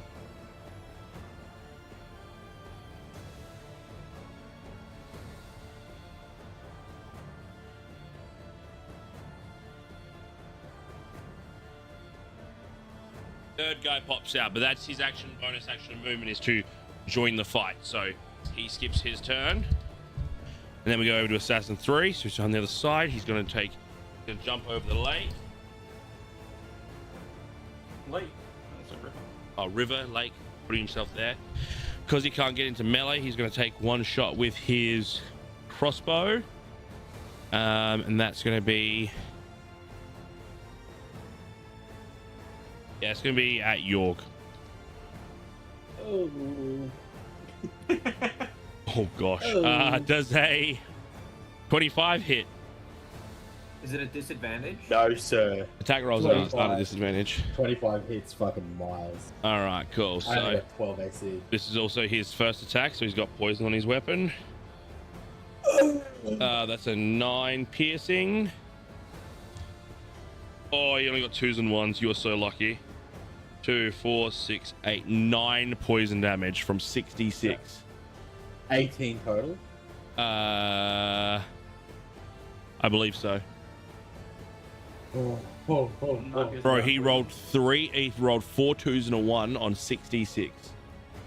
You are the luckiest man. Jesus. Yeah, then I'll roll and I'll get a nat 1. That's his action. He doesn't have a bonus action, and that's his movement. So, okay. Yeah, cool. So now we got Loris with Bubbles on deck. Fuck.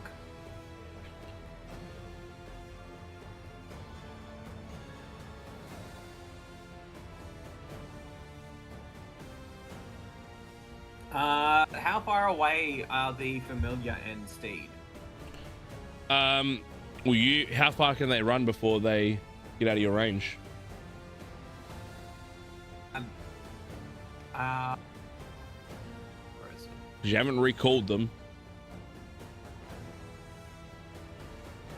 But they have telepathic link up to 1 mile. Okay, so you've just seen old mate pop back into the fight after trying to send the others away. So I'd say, what's their movement speed? What's your Steve's movement speed? 60. He's going to be at least 240 feet away at this present moment. So he's 4 turns if you recall him. Well, I'm going to recall it. Does it just vanish, or? Well, no. Like, I'm going to telepathically tell it to return to me. All right. Can you use one of your D4s and just have that as a counter and sit it at 4? And each time your turn. Yeah. It's got 60 movement speed. Yeah. But it can also, let me pull it back up. Phase step. Steed teleports along with its rider to an unoccupied space up to 60 feet away. So it's essentially got 120. Okay. The ability to move 120 right, steps. so put it on. And to activate it, do you have to use an action or a bonus action? That's its bonus action. Now, what about you to recall it? Just to stand. Well, as I a mean, it's distraction? just a. I mean, it's a telepathic link. Do I need to use? No, I'd say action or bonus action? you recall it.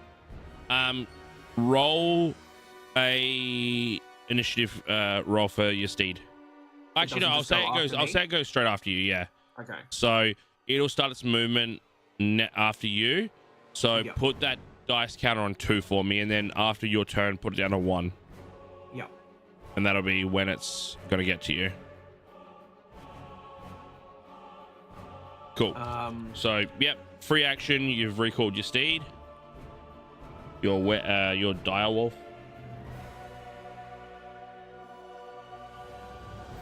Okay. And then I am going to. 2, 3, 4, 5.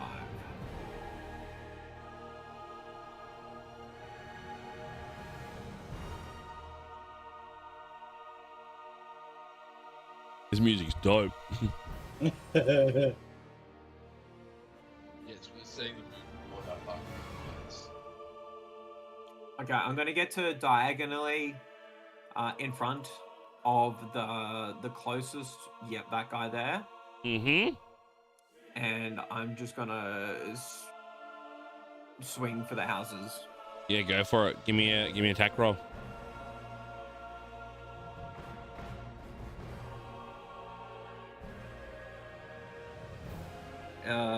Do attack rolls have the negative as well? Wait, well, if it does, it's I'm pretty sure it's exhaustion. Yeah, I'm pretty sure it's on everything. Well, it's 19. 19 definitely hits. Roll your damage.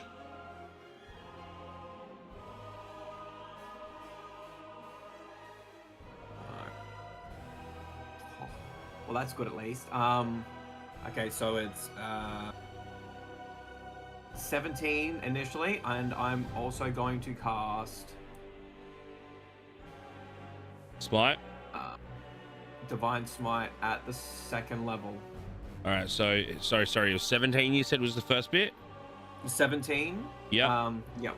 And then Divine Smite. How many? Divine Smite is 3d8. All right, 3d8 Radiant damage. radiant damage, please.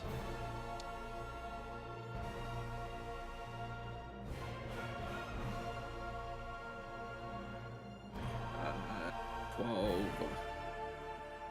16. 16 points. Dang. No, yep, 16, yeah. All right, that's a big hit. That's 33 points of damage. You run up to this assassin that's just appeared. He's just sort of rolled in. And you just... And as that blade comes through, it's like as if there's like the after image of like time lapsing behind where it just goes cut, light beam through, just carving through into this guy, taking a big chunk of his health. Good hit on that one. That's your action and bonus action. I'm going to attack him again because I'm allowed to. Love that. Swing again. That's another 19. 19 definitely hits. Roll your damage. Now you have use smite, so this does not get this does No not get smite. smoked. Not smoten this time. No smoten. That's another 17. Damn. Yeah, 8 plus 9. Dang. Again, he just sort of like takes the carve of that light, looks back up at you, semi-merciful, like wishing for mercy, knowing that this is gonna hurt, and then you just carve again through.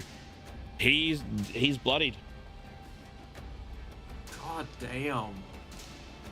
How much was Steal him. that? That was 33 plus 17, 50 points of damage. God. 50 points of damage. Good hits. Yeah, that's your 2 attacks, bonus action, and movement. That's yep. Cool. Everything I got. Count your steed down 1 roll, please. Bring it down to a 1. It'll join the fight next round with no movement. So you'll tell me where he pops in. But Bubbles, you're up. Scally, I'm going to be nice to you, and I'm going to let you have an action on your turn. However, that action is going to be a death saving throw. Bubbles, you're up. Yeah. How far is Scallywag from me? 5 feet. Beautiful. Spare the dying. All right, Scally, you're not making death saving throws, but you are unconscious. It still does mean on your turn you won't be able to make any, like you won't be able to do anything because you don't have any hit points. On 1? No, nothing. Oh, 0. Oh, You're 0 but stable. that's it. And then I would like to. Rage. Yeah, can you imagine? Oh, sick. Can I bonus action? Scallywag. Isn't Spare the Dying a bonus? No, that. No, it's just an action. Okay, and that's a cantrip or a spell? Cantrip. Cool. Cantrip. And then I'm going to. Where is it? Bonus action. 3rd level. Healing word. On Scaliger? On Scallywag. All right, roll that healing while I go get myself another alcoholic creaming brown soda. Gotta find the correct dice for this one. Ow, ow! Why are my dice so sharp? What the fuck? Ow! Couldn't you have just healed him? That fucking hurt. Also, if there's any viewers from Nightworks Distillery, if you want to sponsor me, I will happily promote your drinks. 64. Okay, so let's roll these ones. 2, 4, 6 plus roll 2 more. 6 plus 5 is 11. Plus 3 is quick maths 14. 14 points of healing, Scally, my dog. Oh my gosh. 14? And I'll say this. Oh my god. The disadvantages of a natural 1 on a initiative roll should only affect those that are living. So because you have technically died and come back, you'll have your movement, your bonus, and your action on your turn. Can my poison go away? You can't be poisoned when you're unconscious. So my poison went away when I went unconscious. You and died lost and the then came poison back? condition. Okay. Oh, Quick let's go. question. Are these guys a fiend by any chance? No. Undead? No. Damn. Fiendishly undead. Yeah, no additional radiance damage. But okay, Scully, you are healed up, but you are still prone. Was anything else in your turn? No. No. Okay, Scully, you are up. No, I'm still on the floor. Do you want to use half your movement to stand up?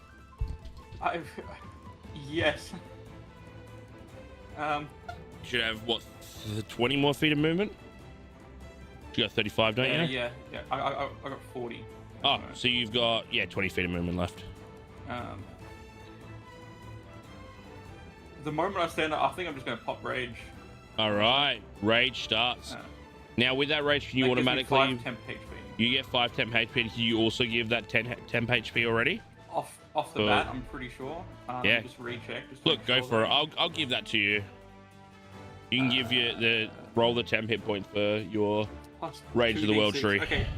Who's looking not so good? I think Everyone. Jorgen's, right? Everyone kind of sucks right now. Pick a card, any card. Jorgen. You get that. That's 2d6.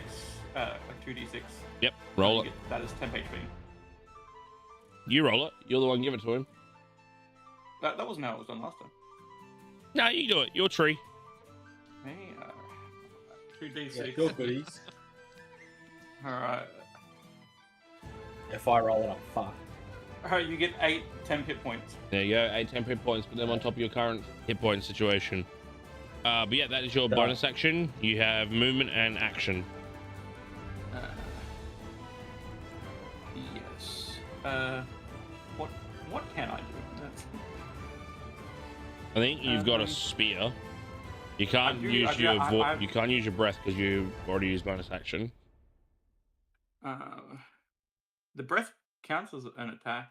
It's a bonus action. No, I'm in the bonus action tab. It's not. His it's not a. breath is a substitute. He substitutes one of his attacks. Can it? The rage Yeah. one, yes. I'm in the bonus action tab, and it's not here. It's just Oh, Draconic Flight, dual wielding. Give me your range. second. Spell Dragon's breath is a bonus action. This is just my breath weapon.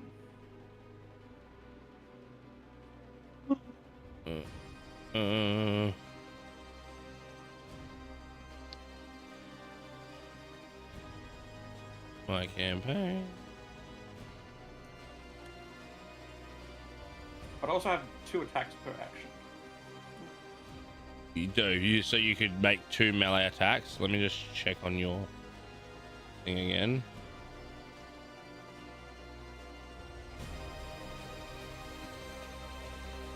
Oh, you are right. Nope. When you make an attack.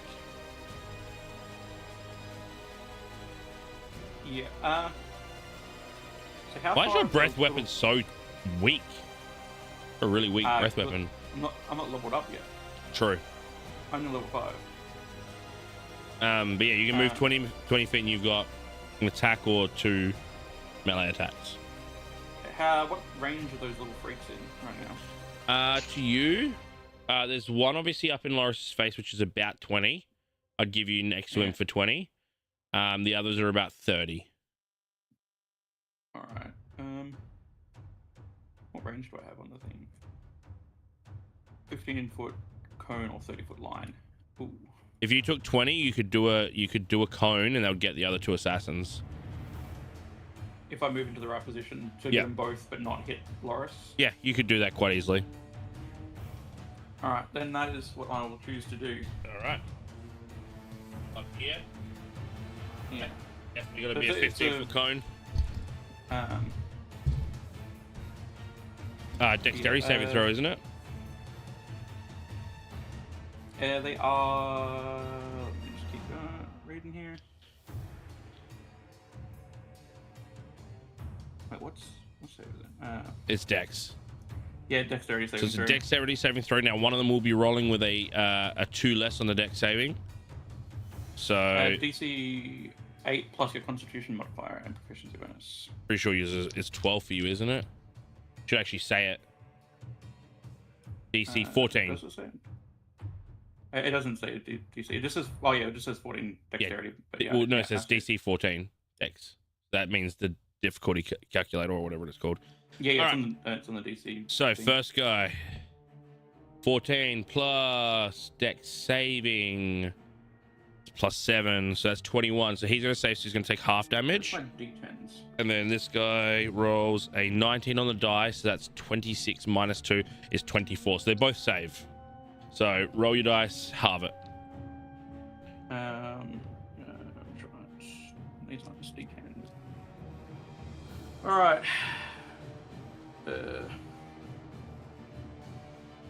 All right, that's a weird half.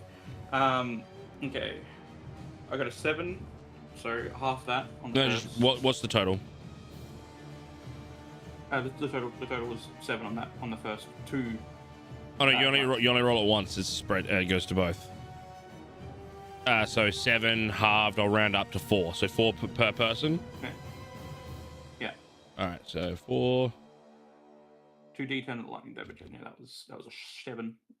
Yeah. All right. So you cast out this breath, and it sort of sparks between them. Just they get a bit of like a. Yeah. That's your breath. You have one more attack. Which one's the weakest? Can I identify which one's the weakest here? You can make a The perception one check. in front of me. Oh. Oh yeah. If you want to go like which one out of all 3 is weakest, it's the one mean, standing in is front of that one Loris. Yeah. I could just throw the javelin at that one, can't I? Yeah, sure could. All right.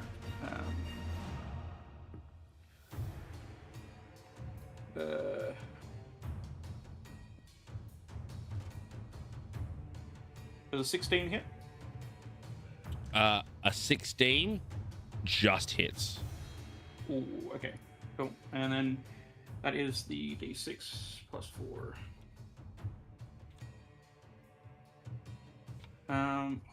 Wait, is there any other things I can add to this? I don't believe so. Okay, so javelin has slow when I hit with it, so that will happen. But so if he's alive, it was. If you hit a slowed. creature with a javelin and deal damage to the creature, you can reduce its speed by 10 feet until the start of the next turn. If the creature is hit more than once, the speed reduction doesn't exceed 10 feet. All right, cool. So he can only do 20 feet of movement. And then how much damage? Okay. Let's see. That will be 6 damage. 6 damage. Lovely. After getting belted by Loris, you see you grab this javelin out, just line him up, and pierces him in his shoulder. He's not happy about it, and you can definitely see that he's going to be staggered by it. But I believe that's all you can really do. Correct? Yes. All right. Back up to the top. That's the first assassin that made their attacks. He looks at you all, and he just smiles as he pulls away his shirt, drops it down, and just raises his arms.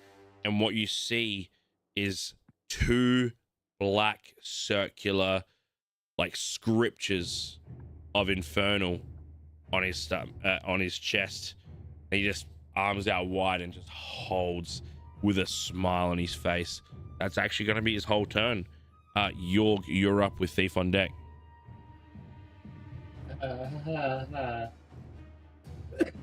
So, which one is?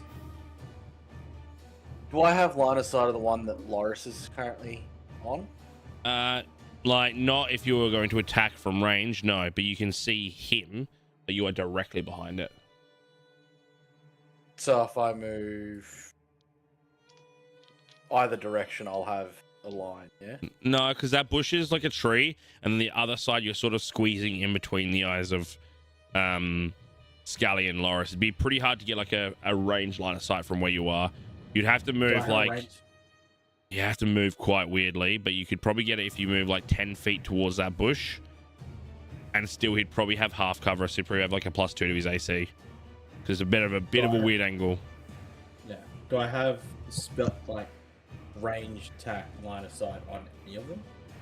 Of what? Any of them? Any of the. If you sidestep, you've got the one that's slowed. Done. All right. Otherwise, I'm gonna have a bad day. All right, you've got range. I cast Ray of Enfeeblement. All right, talk me through it.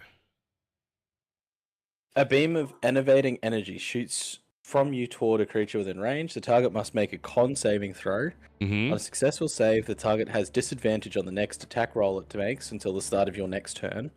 On a failed save, the target has disadvantage on strength-based d20 tests for the duration. During that time, it also subtracts 1d8 from all its damage rolls. The target repeats a save at the end of each of its turns, ending the spell on a success. All right, so you said And it's a concentration up to 1 minute. All right, so you said con save. Yep. What was the DC? 12. Meets it, beats it. 12, 10 on the die plus 2. So he's got disadvantage on what now? Shit, I just shut it. It's next attack, I think. Dis- Yeah, it's next attack. Target has disadvantage on the next attack roll it makes until the start of your next turn. All right, got you. That's been listed, but he doesn't meet it. So you send this beam out, and he's like, and like sort of shakes it off, but realizes that like the grip on his dagger is or his short sword is definitely not as strong as it would be, and may not be able to swing as proficient as he would like to. Is that an action or a bonus action? That is my action. All right, so bonus action and movement. You've got probably 20 more feet. Don't really want to move anywhere. All right. And yeah, I don't have anything for a bonus action I can actually do. Okay, Thief, you're up. I don't like we've got to do it with his turn. Yeah, but the little other bit- guy gets a saving One throw sec. against. Let me hit you up. Sorry. 1 sec. Yeah, go again. The slow guy gets a saving throw against a spell again. The slow guy gets a saving throw. The- Oh, yep. Yeah, he gets What- he gets to what's the attempt save to again? save again. 16. 16. What? Oh, it doesn't matter. He rolled an 18 on the hit point. So he is not slowed anymore. Alright, cool. I am going to cast Chromatic on the one holding the 2 scrolls up. Oh, with the glyphs on him. Yeah. Yep. Yeah, got that you. one. Got you. All right. So what's the save? It's an attack roll Oh, okay. Attack roll. Go for it. with advantage because I've got my Yep. innate sorcery going up. Yep. And I'm going to use the second charge of my ring. Okay. So this is could lethal at 19 or higher on the die. Yeah. All right.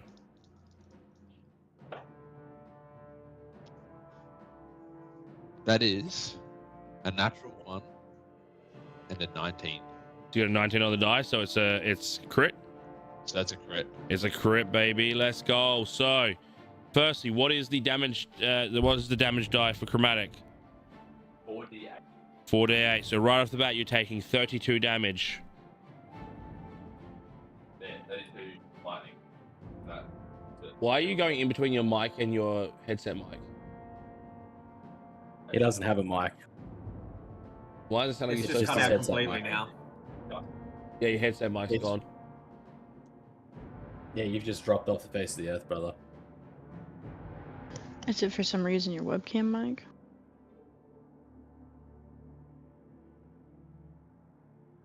Talk again? Is that better? No, you're No. only coming through your orgs. Oh, it helps I push my fucking. That You're would a be why. monkey. Oh, You're an actual you- fucking Yeah, monkey. that'd be why. All right, so 32 damage off the rip with a chromatic orb. Now, Yeah, you, and if it's you lightning roll, damage if that matters at all. nope. And then if you roll, if you roll an 8 or two of the same number that it bounces? 2 of the same number of bounces. All right, so roll your die. With 3 4s and a 5, I'm going to say it does bounce. Yep, so 4, 8, 12, 15. So 15 on top of 32 is 47 points of damage. Very big. Where you now get it's gonna- 15 from? What? 3 4s and a 5. 17, sorry. Yeah. Yeah. And it bounces to. Wait, so let me do the I math suppose- again. So 32 plus 17 is 49 points of damage. And Oh it my bounces God. to the one that was slowed. All right, give me a second. So it bounces to slowed boy. And then you have to make a separate attack roll? I do, yes. Yes. All right. Roll. Does a 17 hit? A 17 just hits. All right. Roll your damage on the slowed one.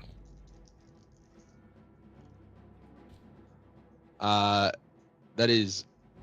What's that? That's 20 damage with 2 5s, so it actually bounces again because it's a second level spell. 20 damage. Yep. With... Yep. All right. So bounces again, so it's going to go over to the one in front of Loris. Yeah. Cool. Gotcha. Roll another attack roll. I'm going to guess that a 26 hits. Just hits. All right. Roll damage.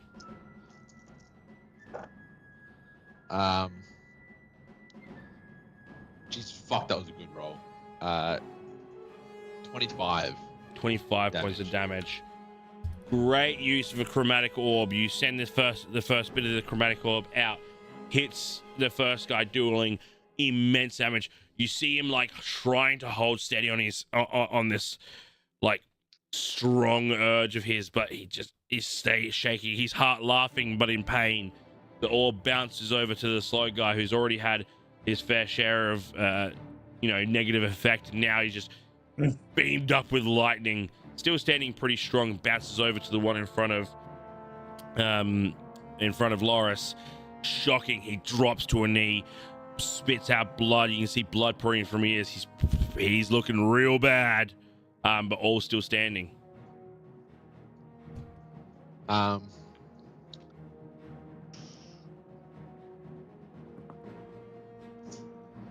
Now for my second chromatical. Not yet. I don't have that meta magic yet. Will you ever? We shall find out. In about 5 minutes. Yeah, that's well, actually, is a healing potion a bonus action? Yes, it is. I'm taking my fucking healing potion. Go for a down a healing potion.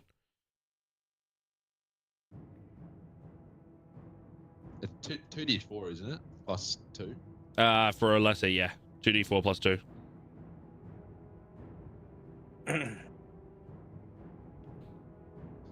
Oh, 6 health back. 6 health. Beautiful. Add that in. That's my turn. All right. So things are gonna get a little interesting. So what happens here? You firstly see, well, this is going to be a joint because they're in order. So the one at the back is going to send out one at the back is going to actually move up onto you.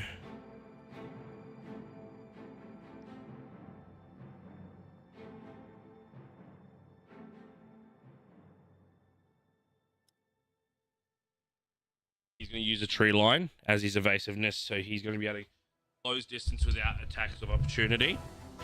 And he's going to short sword you, thief. Now, he's only used his bow, so if he hits, he will have his poison damage.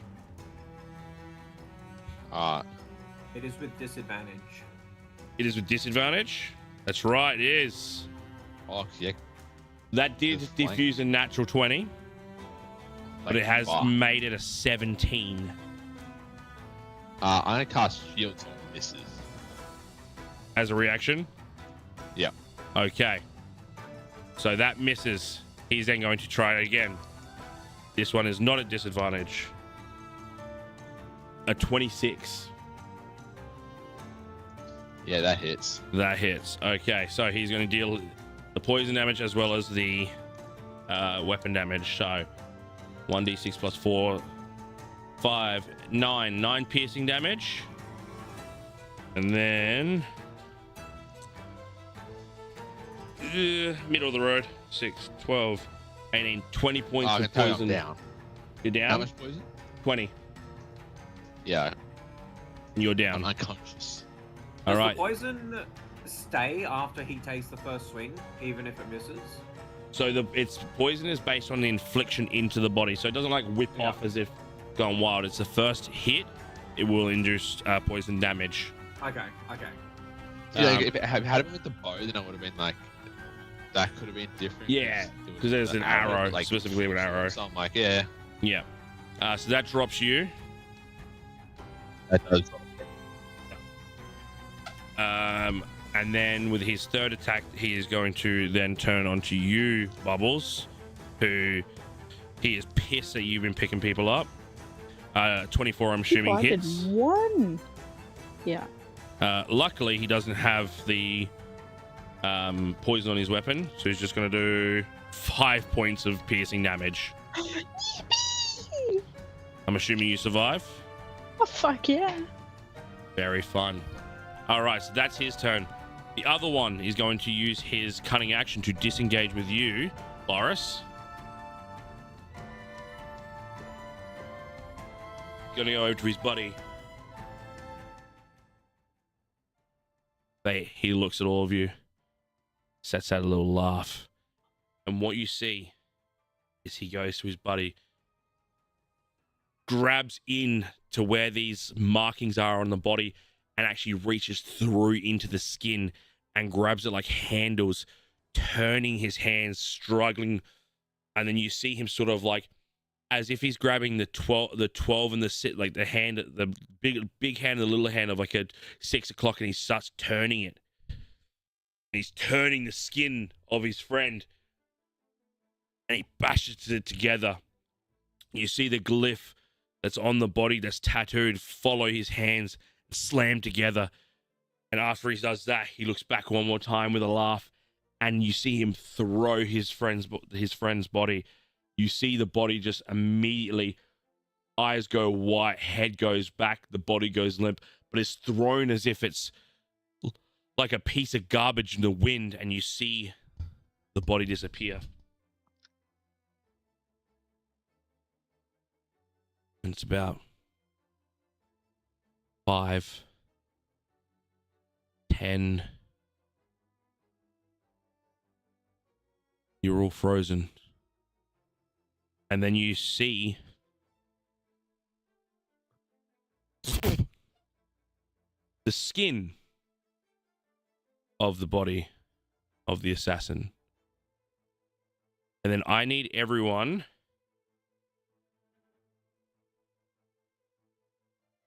so I need Loris, I need Scally, I need Yorg to make a dexterity saving throw for me. DC 16.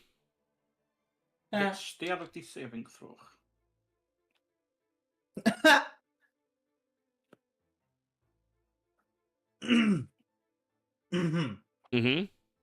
Oh. So what do we got? 19. You take 3 points of piercing damage. I got a nat 1. You take 6 points of piercing damage. I rolled very low. Scaliger? Oh my god. They killed someone and it did 3 damage. I'm thinking I might want to use the heroic inspiration I have to reroll this, I'm going to be honest. Well, it's only 6 damage if it's a failure. Look, yeah. It is a nat 1 that I got. Sorry, it will be 6 damage. It's up to you, though. Yeah, I'll just take it. What you see after that body drops, this undead, bony, like now, what I'm pulling up is not the exact thing. Get rid of the arms of that. This bony, undead, giant boa constrictor. What the fuck? I don't know what that is, but I don't know if I want to know. What that Are you a boa big snake. constrictor? It's a Anaconda. snake, Chris.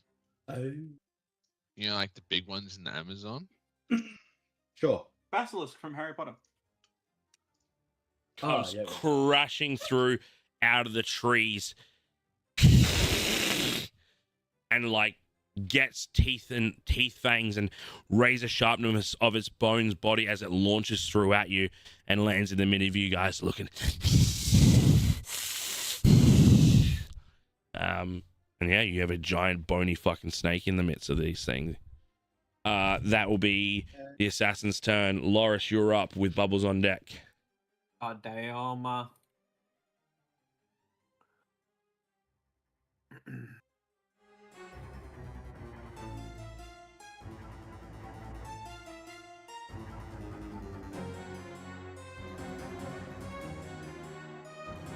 Alright, I'm just gonna take an attack at the...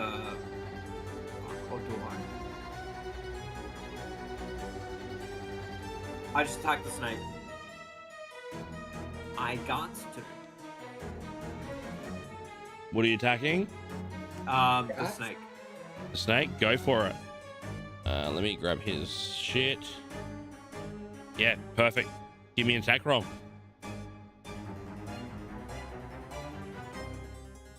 It's still -2.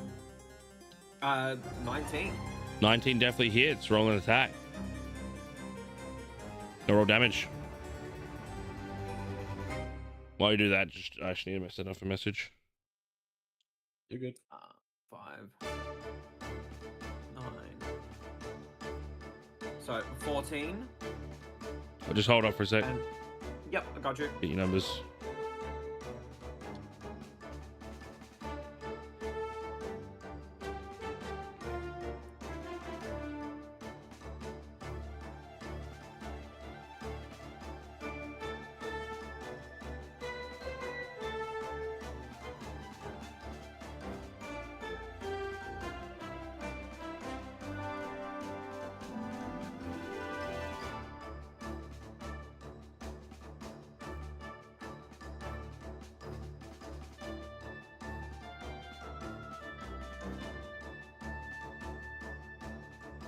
All right, so how much damage?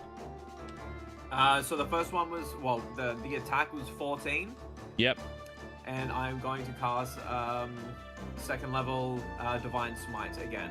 Okay, cool. And I'm assuming this guy is undead. He is, yes.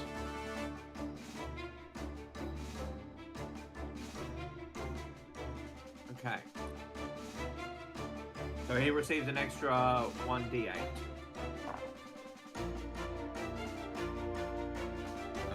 4, 6, 12, 20.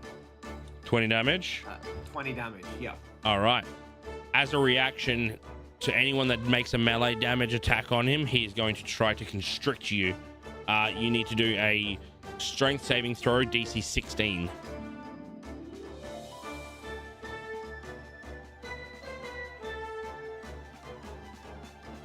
Meets it, beats it, you say? That's 16. A 16. You manage to dodge out as this skeletal tail goes to wrap around you, and you sort of shunt it off. A few of the bones break around you, and he doesn't quite get that attachment to you. Okay. After casting Smite, I can use my Channel Divinity.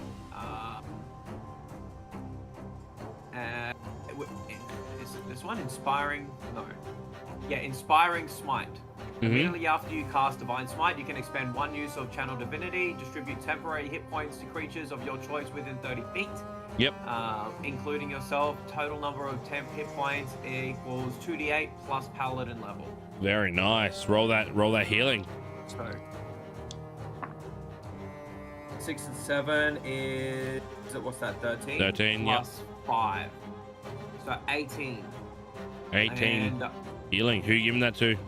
I'm going to give that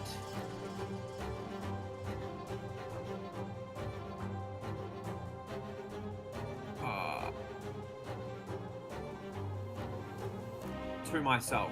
All right. Take that healing.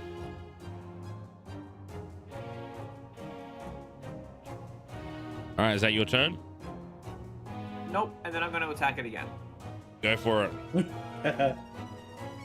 Smack it. Oh, 19 plus 7. Yep, I'm assuming that hits. Roll your damage. 6 and 9, that's another 15. 15 points of damage. Yep. All right. These attacks hitting hard. You can tell the brittleness of the snake is definitely not hardy and it's not healthy. So it definitely looks a bit hurt after that. Is that your turn? That is everything I can do. I'm not, walking away. Your steed arrives. Won't be able to take any actions, but has arrived. Yep. I want the steed to arrive just like in between, Bubbles and Thief.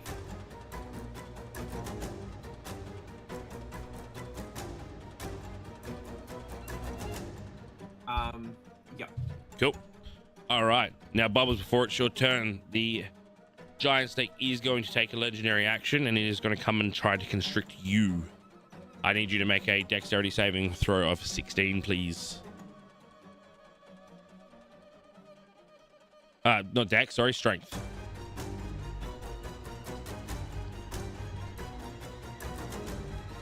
I gotta find a dice for that. Oh, said strength. Yep. 16. Beats it. You manage somehow to not be constricted by this thing. That's crazy. All right, it's your turn. All right. I'm gonna. So, I have a question about healing. Mhm. So if I just straight up heal someone who's down, does that still work? Like I Yeah. don't have to do Yeah. that. Oh, okay. Oh, okay. So I'm just. You can just heal someone that's down. Okay. Well then, in that case, I will. Bonus action. Healing word on Faith. Mm-hmm. And I gotta roll for that. Ow, what the? Which one of these dice is fucking sharp? What the fuck? Is the D4s? Oh, I think My it D4's is. sharp. Holy shit, it's just fucking all one the D4s specifically. fucking Oh my god. Okay, let's see. 3, 4, 6, 8, and then I have to do 2 more. 8 plus 3 is 11, plus 4 is 15, plus another 3 is 18. 18 points of healing, Thief. You are conscious and feeling a bit more healthy. I'm glad. And then so that's a bonus action, and then for my action I'm gonna cast good old-fashioned, well, it's a cantrip, poison spray. All Ooh, right. bringing it back. Poison spray on the snake. Yeah, sure. Is it only the snake? Did they all turn into the snake? I don't know. So what's the range on it? 30 feet. And is it just a select creature or is it every creature? A creature. Okay, so it's one creature. So who are you choosing? Can I reach any of the little demon things? Yeah, there's one right behind Thief. Right in front of Thief. Alright, give me that bad bitch. All right. Make an attack roll. Does a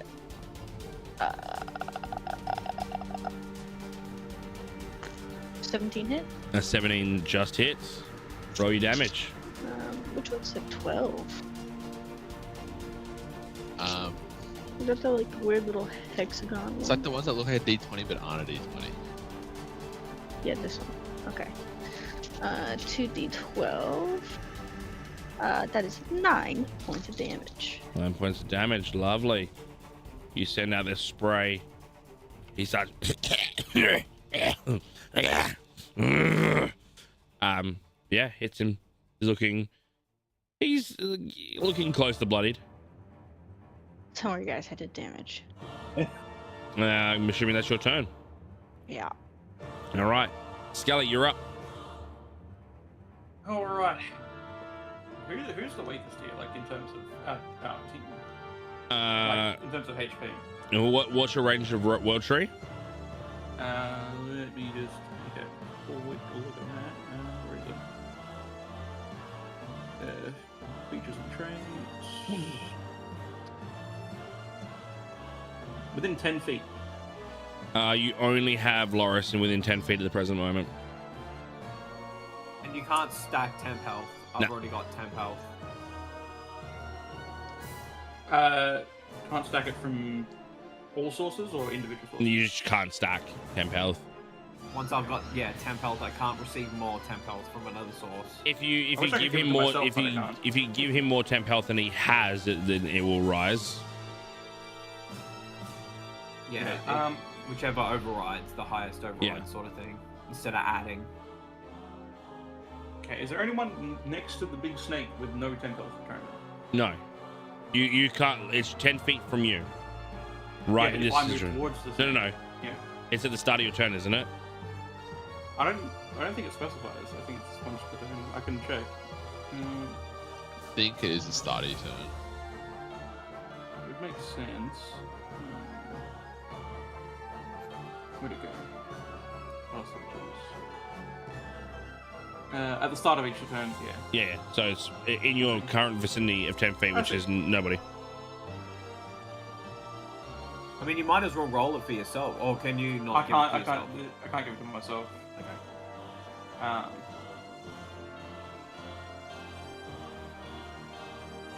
Is it possible to have a special interaction with Cleave where I can hit the snake twice because it's so big? Or No. No. Man.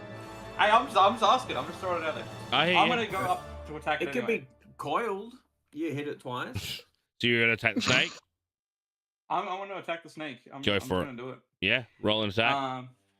Let's see. It'll be the old great axe attack.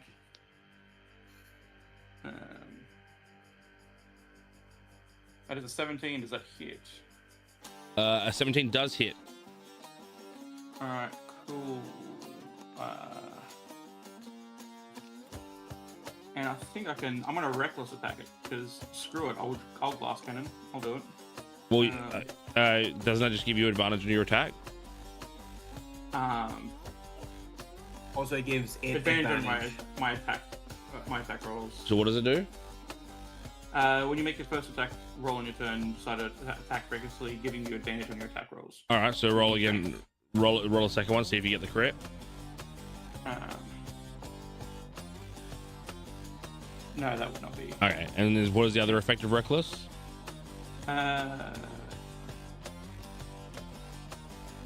Attacks against me have advantage. And that's the other part of it. Okay. So yeah. I didn't need to, but I did anyway. Anyway, yeah.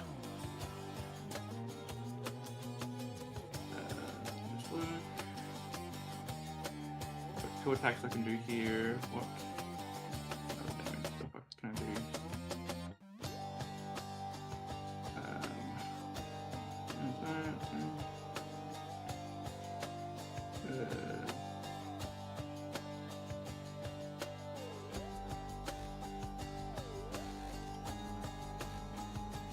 Okay, I'm gonna use Savage Attacker as well on this. Okay. On this hit, so it basically just gives advantage to the actual damage.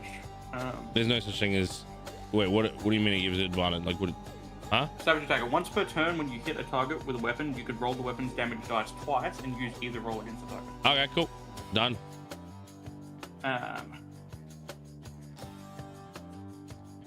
Okay. Now how much damage is that?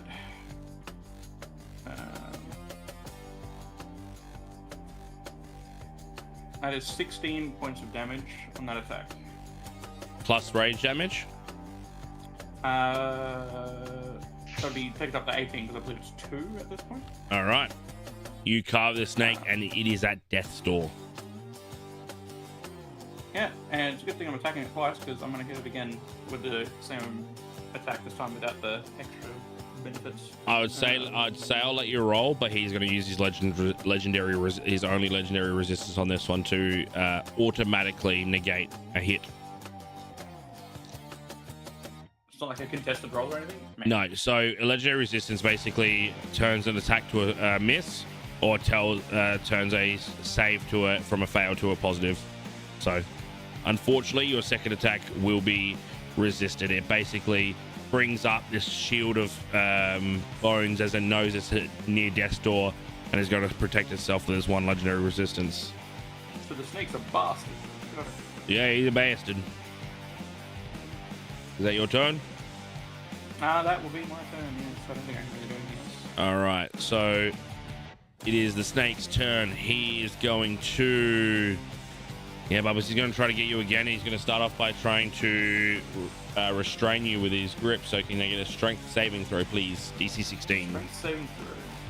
No, Bubbles. Not you, Scally, Bubbles. I was going to win one.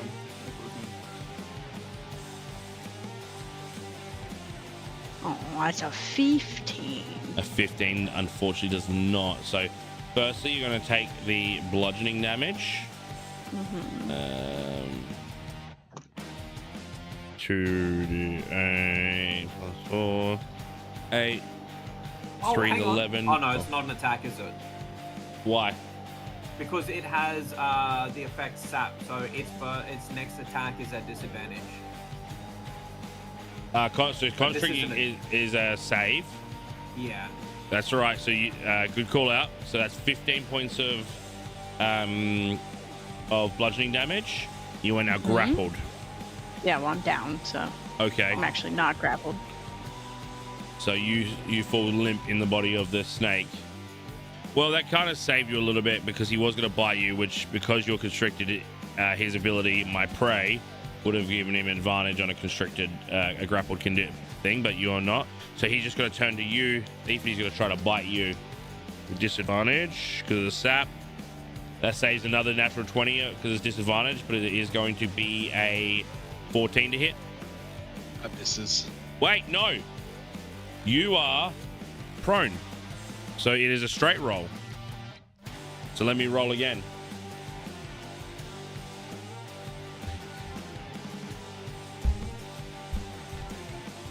That 8. one. There's an 8 hit. Oh, I was waiting for the plus something. No, that misses. Yeah. He rolled a 2 on the die Oh my god. because it was a natural 20. And it was fuck. Yes, he misses. He misses bad. That is the snake's turn. You're up with Thief on deck.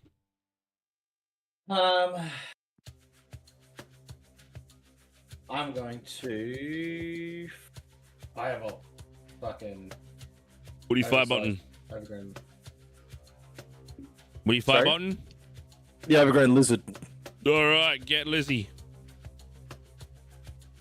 Hey, what did I do? Can't say that. Ken and Will, Tell your wife. do it. That's a dirty 20. That certainly hits. I'd ask you to roll damage, but you're not going to need to. How do you want to do this? What? Is it literally on 1 HP? 1 HP. I'll kill my myself. God. How does your firebolt kill this snake?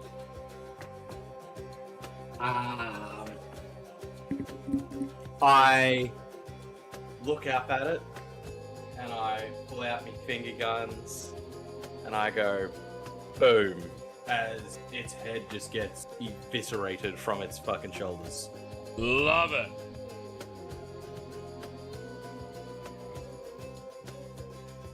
The snake is dead, and the wearer of the snake, or the shell of the snake's wearer, does not mean it comes back. That is a self-sacrifice of the body.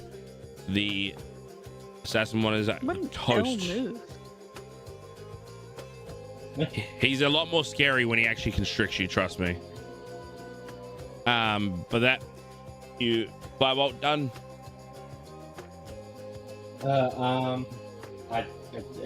I've got nothing. All right, Thief, you are And then you're up. You are currently prone. I'm obviously standing up. All right.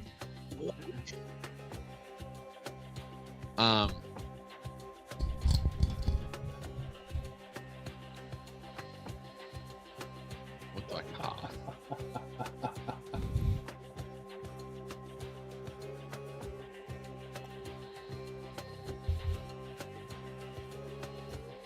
I'm just going for chromatic orb again at second level. All right. Who you aiming at? 5 What's the range? 90 feet, And what's the bounce range? 30 feet. Don't worry about the bounce. You won't get both targets.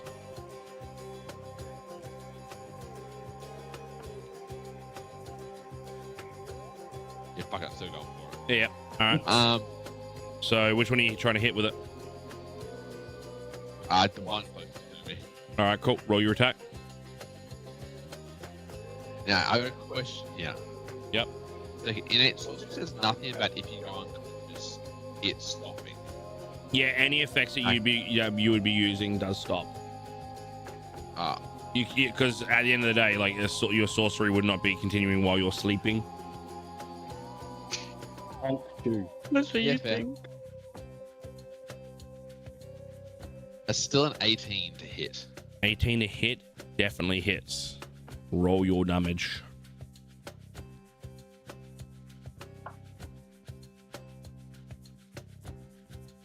Uh, 23. 23 points of damage. Very, very good. He is looking bloody now as you send this again. Second orb just smashing on top of him, causing a world of hurt. I think that's it. That's me. I'm not moving to fucking attack me. That's your turn. All right. So it's the assassins' turns. Both of them are going to bonus action, and they are going to load up some poison on their weapons, and they're going to both get their short swords nice and poisoned up. The first one is going to dart at you, Thief. He is right there ready for you. So he's going to roll. Oh, that's a 19 on the die. 26, I'm assuming, hits. Yeah. Yep. How's your health looking, by the way? What's your health at? I'm decently healthy. How healthy? 18. Okay, How so strong, like, that's what's six piercing, leaving you with 12 health. That's a lot of sixes. Oh, fuck Christ. 10, 19, 24 points of poison damage as the poison hits you. I mean, I'm down, but like... You're alive. All right. So that's the first strike. He's then going to turn to you, York. He does not have the bonus action to put his poison back on his sword. Does a 13 hit? Yes, a 13 hits. Does your parry effect come into play? What do you mean? What is the effects of the parry blade? Misses you with a melee attack. Do you have You hit shield? me for 13. Do you have shield? I do too. You can use I shield. do too. You can use I forgot I shield. had And, that. you can use shield and parry. Oh wait, no. The parry is a reaction, so you can shield to prevent this first Yeah. hit. Yeah. All right, so you cast shield. Second hit. That's a 21 to hit. I'm assuming that hits. Yeah, that hits. Did they get Turn 3 around. attacks? 3 attacks. Okay. That is 6 points of piercing damage. Alright. Yeah, they have 3 attacks, but a lot of them have been like the summoning prevented a lot of them because they wanted to use their disengages and stuff like that to be appropriate.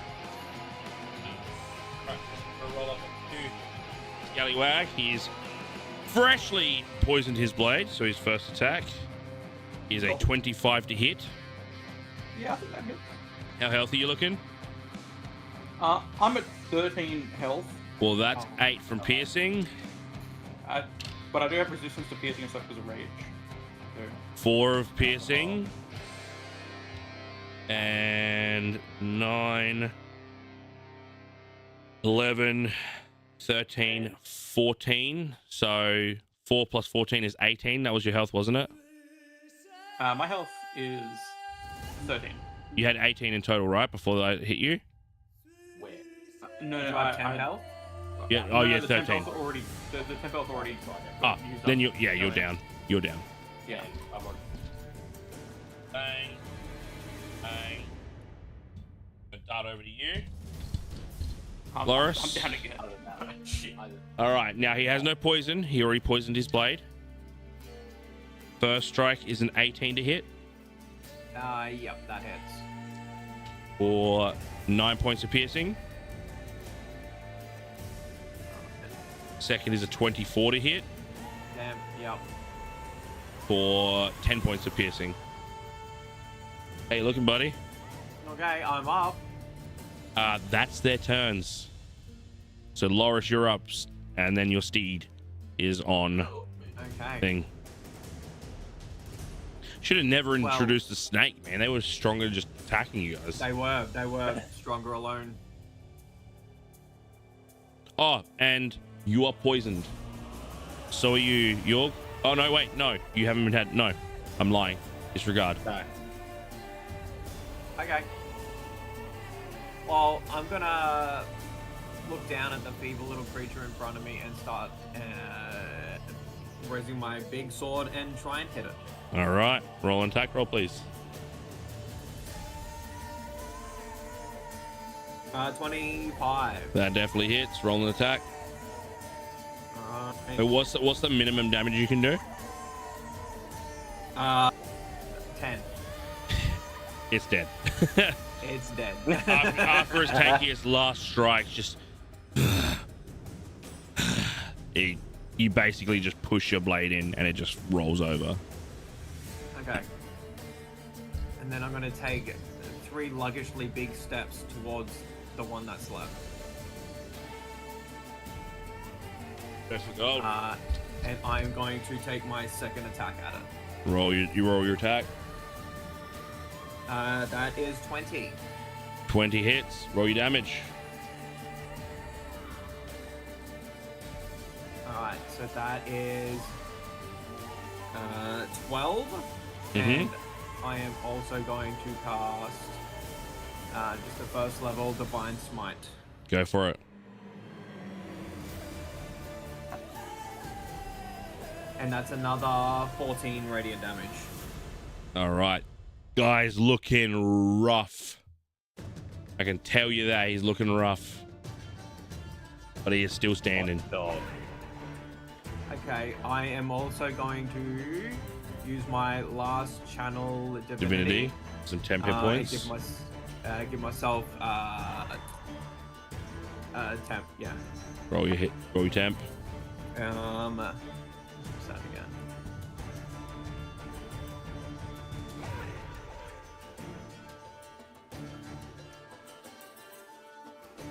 And that's another, backup, so 8 temp.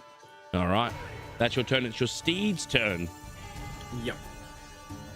The steed is going to.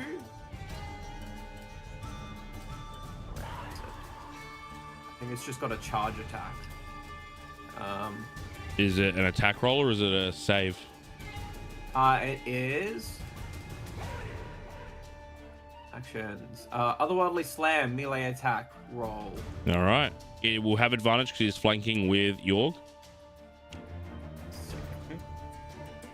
And also your weapon is sap, so disadvantage on this next attack. Yep. Cool. So that is 18. 18 definitely hits. Roll damage.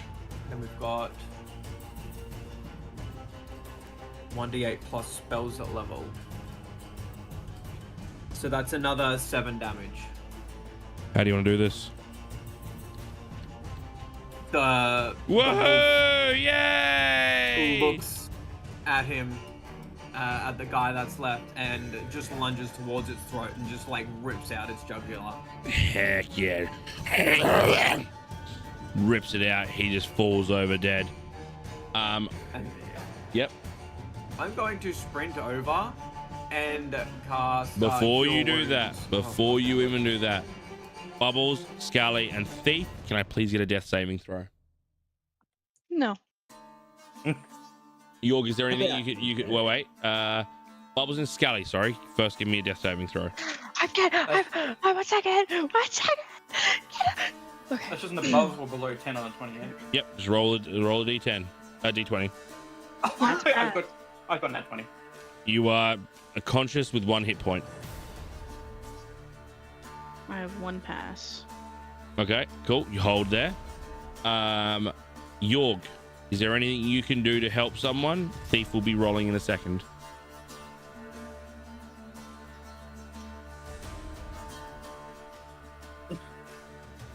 Unless you let me try to convince you that mend wounds. No. Yeah, no, that's you're not turning your friends into puppets. Thief, give me a death saving throw, please. Then flashback to the cat lady.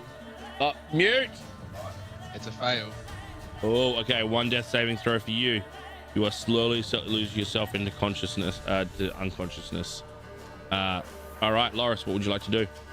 I'm going to heal the healer. You gotta pick up. Wait, yeah, Bubbles is still down. Yep. And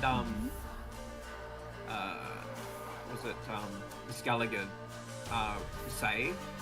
You don't know. So You don't know okay, that. Okay. I'm not metamat, but I would definitely go for the healer first. All right, cool. I'm assuming lay on hands. No, I'm all out of lay on hands. I've got cure wounds at first level, 2d8 plus 2. All right. And that is 9 health. 9 health. Bubbles, you are back to 9 health. You do have a turn before Scaliger and before Thief. Do you have any spell slots to be able to heal? Oh wait, you have cantrips, don't you? Yes. I don't have any healing cantrips actually. I do have. Well, I have Spray the Dying, but I would rather just heal at that point. Okay. So who's down? Sorry. Thief. Yeah, cast Cure And- Wounds 2nd level. And Scaliger. No, Scaliger's back up. He rolled a natural 20. Oh, true. Yeah, so he's straight back up. Yeah, you're hurt. Which one does I wish I was yours? still in the building. Yeah, the Cure Wounds. And with that, combat concluded.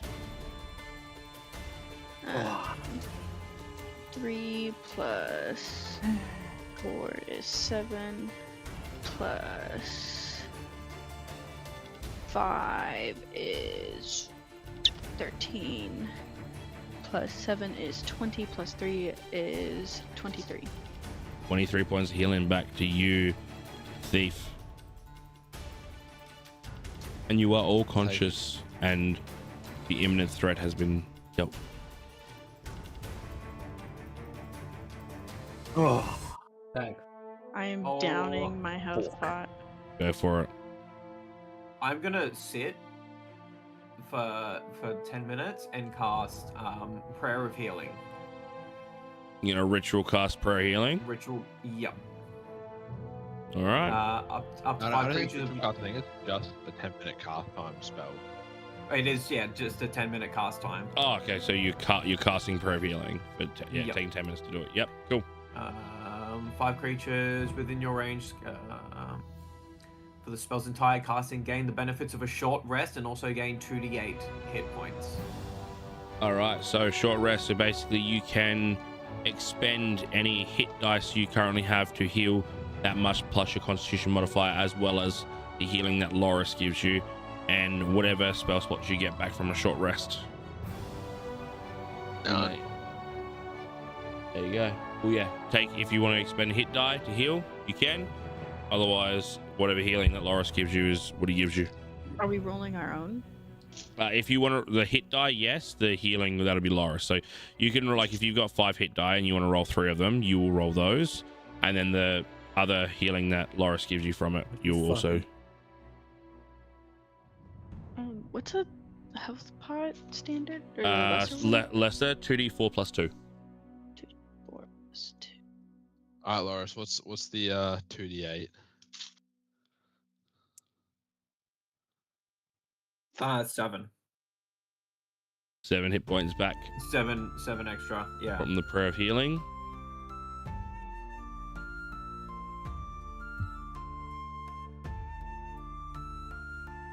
1d4. So it's 2 plus 3 is 5 plus 2 is another 7.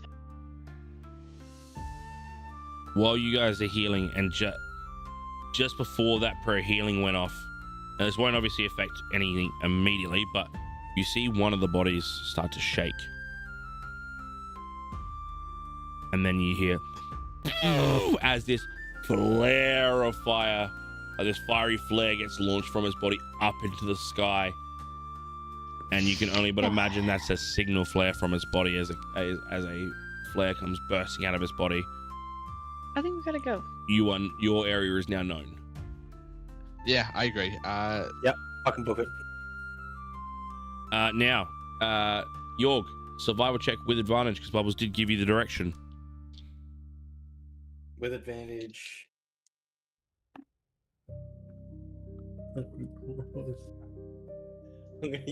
Oh wait, with my whatever the fuck I was using, tactical mind or whatever. Mm-hmm.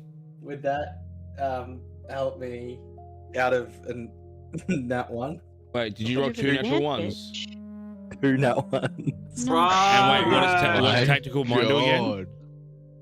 It adds When you to fail an ability check, you can expend the use of second wind, and instead of regaining HP, you roll 1d10 and add the result to the ability check. Not on a natural 1. Not even one ever. So your counter dice is going to roll. Your counter dice is now going to roll down to a 1. And you spend the rest of the day's light trying to find your way. You are frazzled and confused, and you head the exact opposite direction you need to be going. Sorry, not the exact opposite, but you are basically, if you were to go straight, you just went directly left. No. And just before light hits, you find yourself at a cliff face. Light draws, you're at a cliff face. Now you know that High Spire is along a cliff. However, you have no idea where you are because you've just come out of a forest and you are basically staring at the ocean. Alright, guys. I hate it. I hate it. Why do we? Never mind. Do we want to try again? I don't know if I want you to try again. Okay, so I am your friend, so I'm going to make this. I do still have the second last use of tactical mind as well. I'm going to make this very clear to you. You are on a 1, which means we can't fail. 1 failure means that this second troop is going to get to you. Now, with a 1 as well, it means that you cannot expend a long rest because that ticks your timer down. So, as your friend, you will have to make another roll to get yourself to the town. Or you can divert away and try to go the opposite direction, which will temporarily keep them at bay and give you an opportunity to maybe do it later. However, you don't know which direction you are going and how much longer it's going to take you to do so, and you have 2 days left. So, if you have anything, guidances, or anything that's going to help a survival roll, I would suggest you use it now. Or if you heroic inspiration, right? You can't give heroic inspiration. So, pick who you want to Can I helm just this. command him to roll better? I wish. Can I just roll for him? Pick. You either divert and test your luck with time, or you're going to make the survival roll to gauge whether you need to go east or west. And pick who you want to helmet and whatever their use is. It is a survival check. Find useful ways to help, and that I'll use that. But this is dire. I got this. Can I give like double help? Is that like a thing? No. Okay, well I'm gonna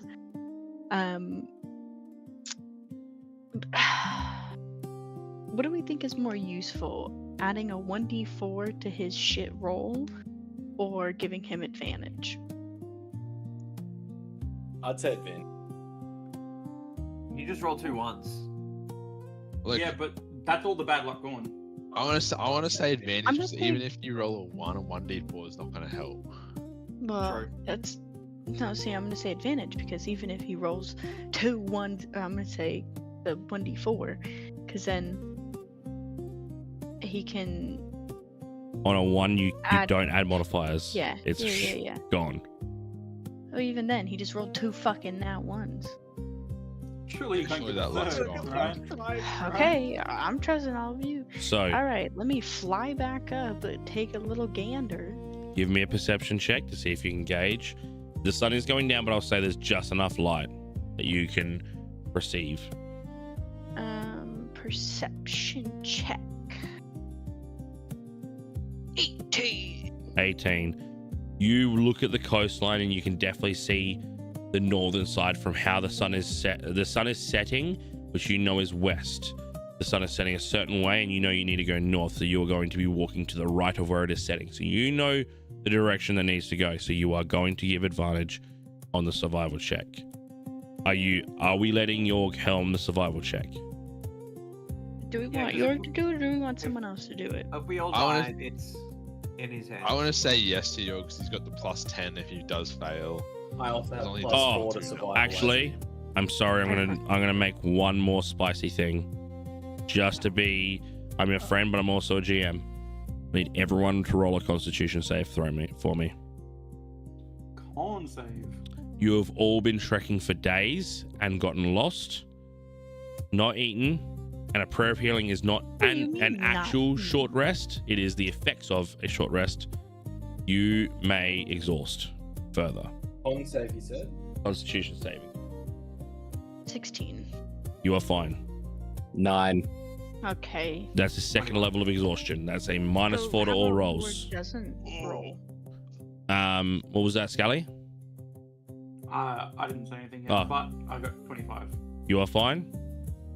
21. You are fine. 11. You take your level of exhaustion. All right. So Oh, I have heroic inspiration. you may re-roll this, or I was I just looking at think my let sheet. me roll. I think just maybe let me roll. what do you want to do? Well, either way, the extra level of exhaustion's already fucking me in the How- ass. I'm gonna make the executive decision. I'm gonna roll. So I will say Okay. you survival with advantage. Okay. Okay, that's a 10. Or a 17 plus 3 is dirty 20. Ah. That was the difficulty after getting lost. It was 20. Oh, thank God. Fuck, thank God we didn't let Chris. You start dashing along the coastline. You are beelining it from the direction you know. Everyone is running behind you, and every so often you do hear the rattle of something through the bushes. You hear the clanking of wheels. Something is on your tail, but you are determined. You are running and running, following the coastline, ducking back into the trees to make sure that you're not visible. It's getting dark. It's about 4 hours. The sun sets, rolls over to midnight. You keep running. It's about 8 hours now. The sun, you are in the peak of the morning. You can smell the dew of the coal coming through. You know you have 1 day left until the public execution. It's 7 hours, 31 hours from now will be the public execution. You run, you keep running, and you start to see the city. However, you are about to arrive at the gates. There has been word that they know where you are. So that means they know you're on the way back to the city. There is going to be one more roll. Oh, no. It's a very important one. There is a perimeter of eyes, people watching. Where guards aren't, agents are. How are you going to get back into the city without being spotted? Give me the narrative, and I'll figure out the DC, and then it's going to be a group stealth check. So, you are in the edge of the forest. You are sort of seeing the line of the city, the brick walls, these high brick walls. And every so often, like, you'll see a guard walk past, and then you'll see something dipping and ducking in between the little rocks, sort of watching, looking. And it is all the way along. I got a suggestion. I know you all love my suggestions, but Hey man, they're better than mine half the time. my steed is still with us. It is. Uh-huh. And we can survive in a bag of holding. There it is. for- Yeah, I was waiting for the bag of 10 holding to minutes. come back. Yeah. And Are it they can gonna carry stop the- us? It can carry the bag of holding. Are they just gonna let a random direwolf into the? It can also face It them. does have a 60-foot teleport. Yeah. I'm pretty sure. Phase step does not. down. The bag would not phase step. I don't believe.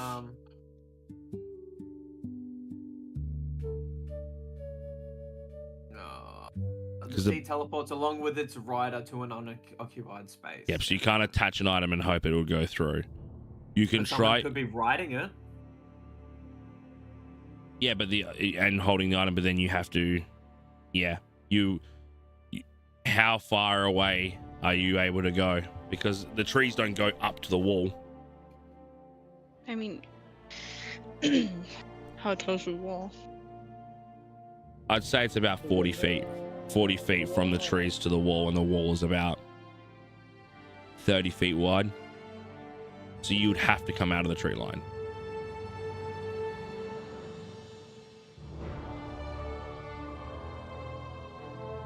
Even is- if I, There is a possibility that even would if work. I flew to the top of the tree and then went from the top of the tree into the city, couldn't do that. Huh?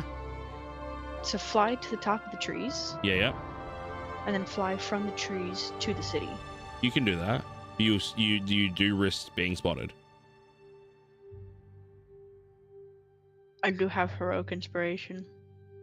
So you want to put everyone in the bag of holding, including the steed, and you want to try to fly over the wall. I don't I don't think, know not yet. including the steed. I can send the steed off in a direction As for distraction. as a distraction. There's got to be. I'm going to be very real with you. There are so many people watching. Watching a single steed run away isn't going to draw the attention of everyone's been No, but watching. if it goes to attack someone, You can certainly try. why are you saying it like that? Because he said that's him saying, yeah, that's not gonna work. What if I were what if I were to speak with animals and convince all of the animals to cause a haywire as a distraction? How do you feel about that one? You can certainly try. Okay, so he hates that idea. All right, any other ideas? Anyone? I don't know. Fuck.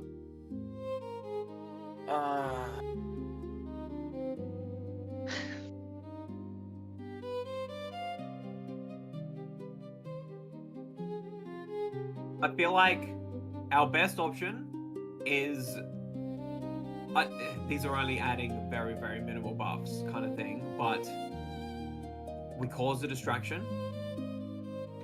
We all, except Bubbles, get in the bag. Bubbles flies up and tries to fly over the wall. We can cause multiple distractions. Send the seed, do the animals. Maybe even if someone doesn't give a shit about their life, go with the steed.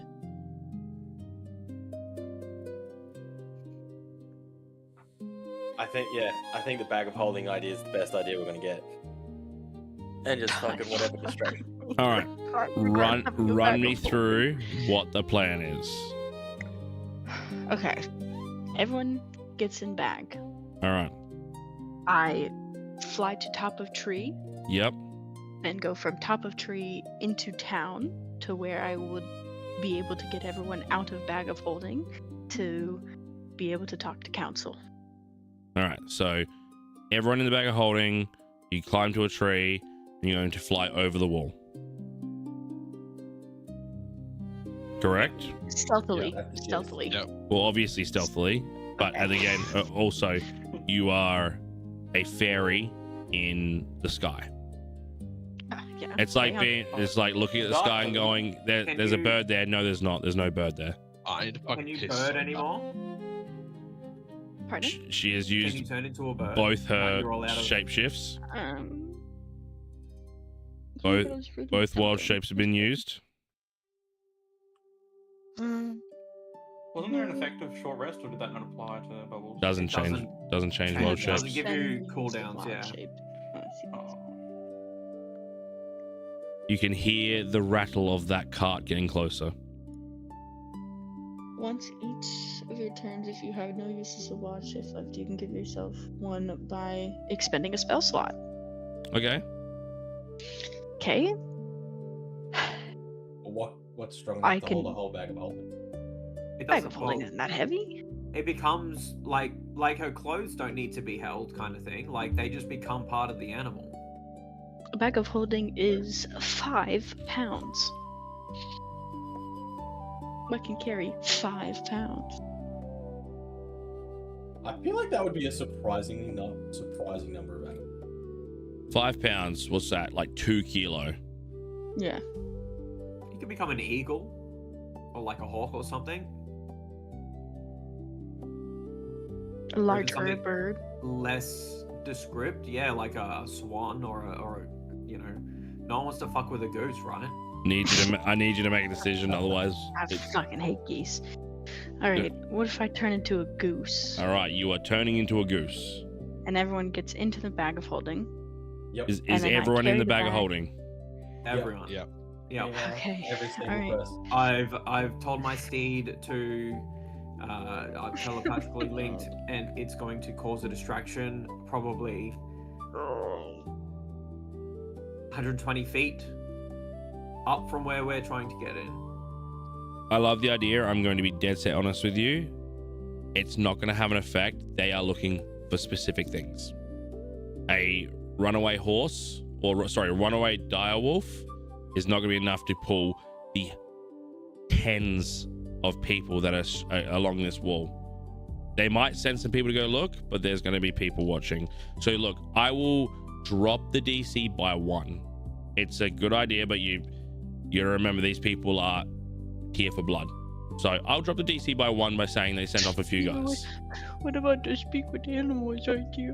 Was that pretty stupid too? Well, you are now an animal, so. But Okay. what I will say is this: this is one thing that's going to be in your favor. Instead of a stealth check, and this is how we're going to close out the night because this is where it's going to go. This is going to be a deception check because you are deceiving people to thinking you are a goose. That's And- stealthy goose. And instead of them having a perception check with advantage because they're actively looking for people, they'll be having a straight roll insight check. So you have Weird. tilted the odds very heavily in your favor. I'm doing it. I'm doing it. I'm doing it. I'm doing it. I'm doing it. Give I'm me doing a deception roll, please. it. Okay, what's heroic inspiration? What do I add to it? Heroic inspiration is a reroll. It gives you advantage. So you call it now. If you want to use your heroic inspiration, call it Fuck yeah, now I do. and say you're going to roll Yeah. with advantage. Yeah, I'm rolling with advantage. Jesus.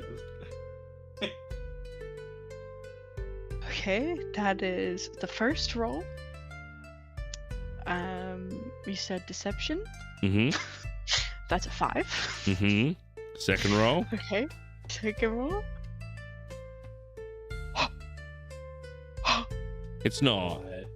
It's not. It's.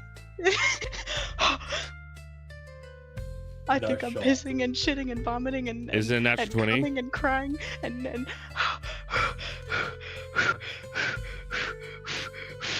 It's a natural fucking 20.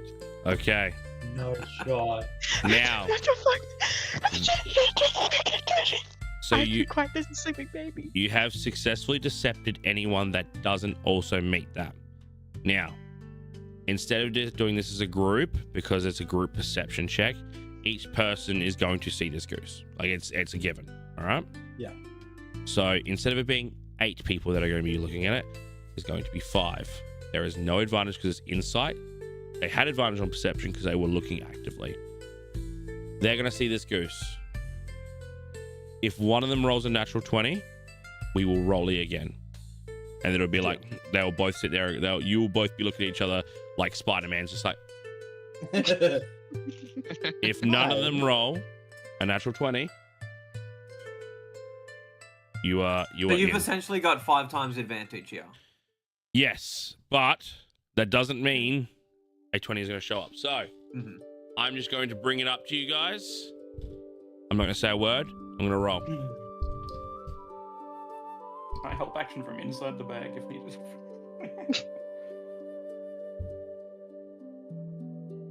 All Can't right. wait for all of them to be 20s. First I just one. widescreened his camera. It's a Yes, 1. break the dice. Oh, nat 1. Oh, Good start. I want to get this I'm gonna dose vomit. really, really. I'm like actively shaking. Just switch to the Oh yeah, fucking I'll go over to the battlefield cam. Yeah. Oh no. oh you're throwing. Hold up, let me. That's It's a too little too low. low. Yeah, It's crush cam. that's better. All right. So you said nut cam for a second, and I was like, hey, Both. Does that mean I can re-roll my first one because I didn't get to see it? We didn't get to see it. no. No, We all saw it. We saw We've it. seen it. All right. We've got 1-1. Look, Tyrell, honestly, I'd let you. Shut the fuck up. Mitchell. Alright. Can everyone see? Yep. Yeah. Yep. Let's get the hair on it and everything. Okay. 7. 7. Okay. Okay. Alright. Ah, missed. How many more?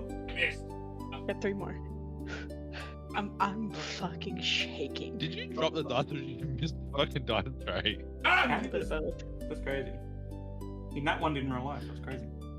7. 7. Whoa. 1, 2 7, 7s and a 1. 6. 6. Okay, one more.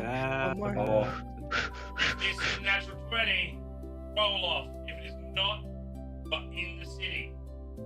I'm gonna vomit. It's 11. 11.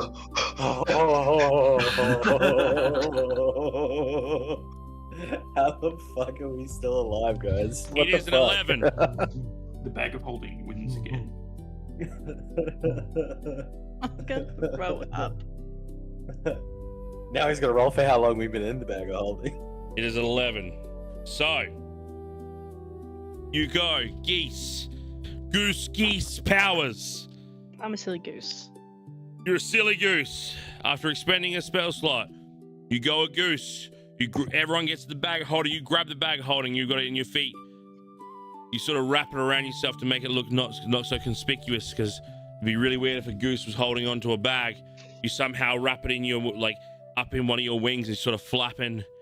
It's heavy. It's heavy. And you keep going. You see all these things look up at you and watching curiously. And they look back down. Where are you going? Where are you landing? Anyone, input. Anyone, quick. Surely fucking Right, straight right, to right. town Close to the hall. council. Right to, yeah. As close Straight to to the town hall as fucking- possible. You As make straight it in to- 10 as minutes, closest right? to the You're- council as I can make it in Yes, 9 without us minutes. dying. Yes. Specifically 9 minutes. Flying. Give me a perception check really quickly. What is my perception? What is Not my yours, My headset's your dying. goose's perception. perception? I don't know. How do I? You have to look up a goose.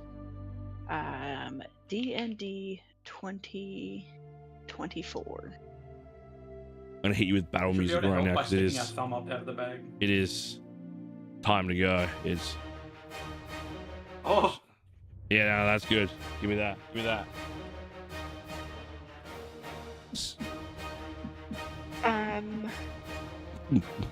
So am I? What would I? What's your goose's Oh, perception? +4. +4 perception. That's a 17. 17. You see the Colosseum. You think very quickly. It has an anti-magic field. You can't enter it if you're a goose. Move. Anyone, input, anyone. You fly around it. It's a dome, right? You just go Yeah, off it's a a little dome. bit more. Okay, go around it. Go around it. You go around it. You avoided the anti-magic field of the thing. You see the citadel in sight. What are you doing? Am I going to the citadel? Yes, people. Yes. Beeline. If Is you, that what if it you can counts? make it, go for it. Go. If Go I for can it. make it in 9 minutes, then fuck yeah, I'm going. You're flying. You're flying. You start seeing figures running through the streets, having a look at you, going, why is there a goose? You're lucky it was a 15 and a 19. That's not a natural 20. They're looking. It's just a goose. Keep flying. Keep flying. You're almost there. And you float down at the steps of the citadel. You perch down. You seem safe at this present moment. What are you doing? How many minutes has it been? In about 5 to 6, they're starting to run out of air. I'm waddling in. All right. Ah! You get to the door and you feel a resistance. And then I let him out. And then I unwild shape. All right. Oh. You're in wild shape. You let your friends out. You go inside.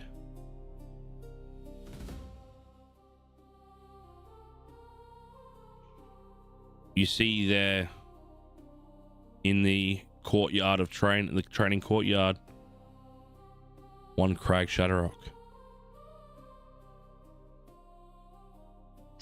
Sir, please, sir, please, sir, just Ah. a moment. Please, Crag. I know you hate us. I know, but please, we found evidence. Got the evidence. And please, we're the just trying to do information. the right thing. I know they have done some awful things. I know I've done some awful things. I'm probably an awful person. I am an awful person, but I'm trying to do the right thing for the first time in my life. Please. Quick, come. And I'll really quickly want you to make a dexterity saving throw or a sleight of hand check. It's up to you. Everyone. Nope. Bubbles. Just me. That's a 17. You feel this heat near your hands when you pull out the journal. Oh, I have the journal. Sorry, then Thief, you make it. I thought we put it in the bag. Did we not put it in the bag? Didn't you I'm just pretty- pull it out to be like, we've got evidence? I swear to God, we put it in the bag. Yeah, but aren't you pulling it out to be like, we've got evidence? The bag, then it's back on Mary's roll, then, yeah. Okay. I thought I still had it. You feel this heat by your hands. You manage to quickly pull it away as you see this firebolt come from the door in and miss the book. You look and you see the shimmering of what looks to be some sort of camouflage / invisibility spell quickly dash off. You just save the book from being burnt. And you're pretty confident now that there's no way anyone can intervene in giving this evidence to Crag. And we're going to pick up that conversation in the next episode. Oh my gosh. I want to thank everyone for being here. What an absolute time. We'll be back here in 3 weeks to see what happens. But for now, we love you. We appreciate you. We'll see you in the next one as always. Love, peace, and burger grease.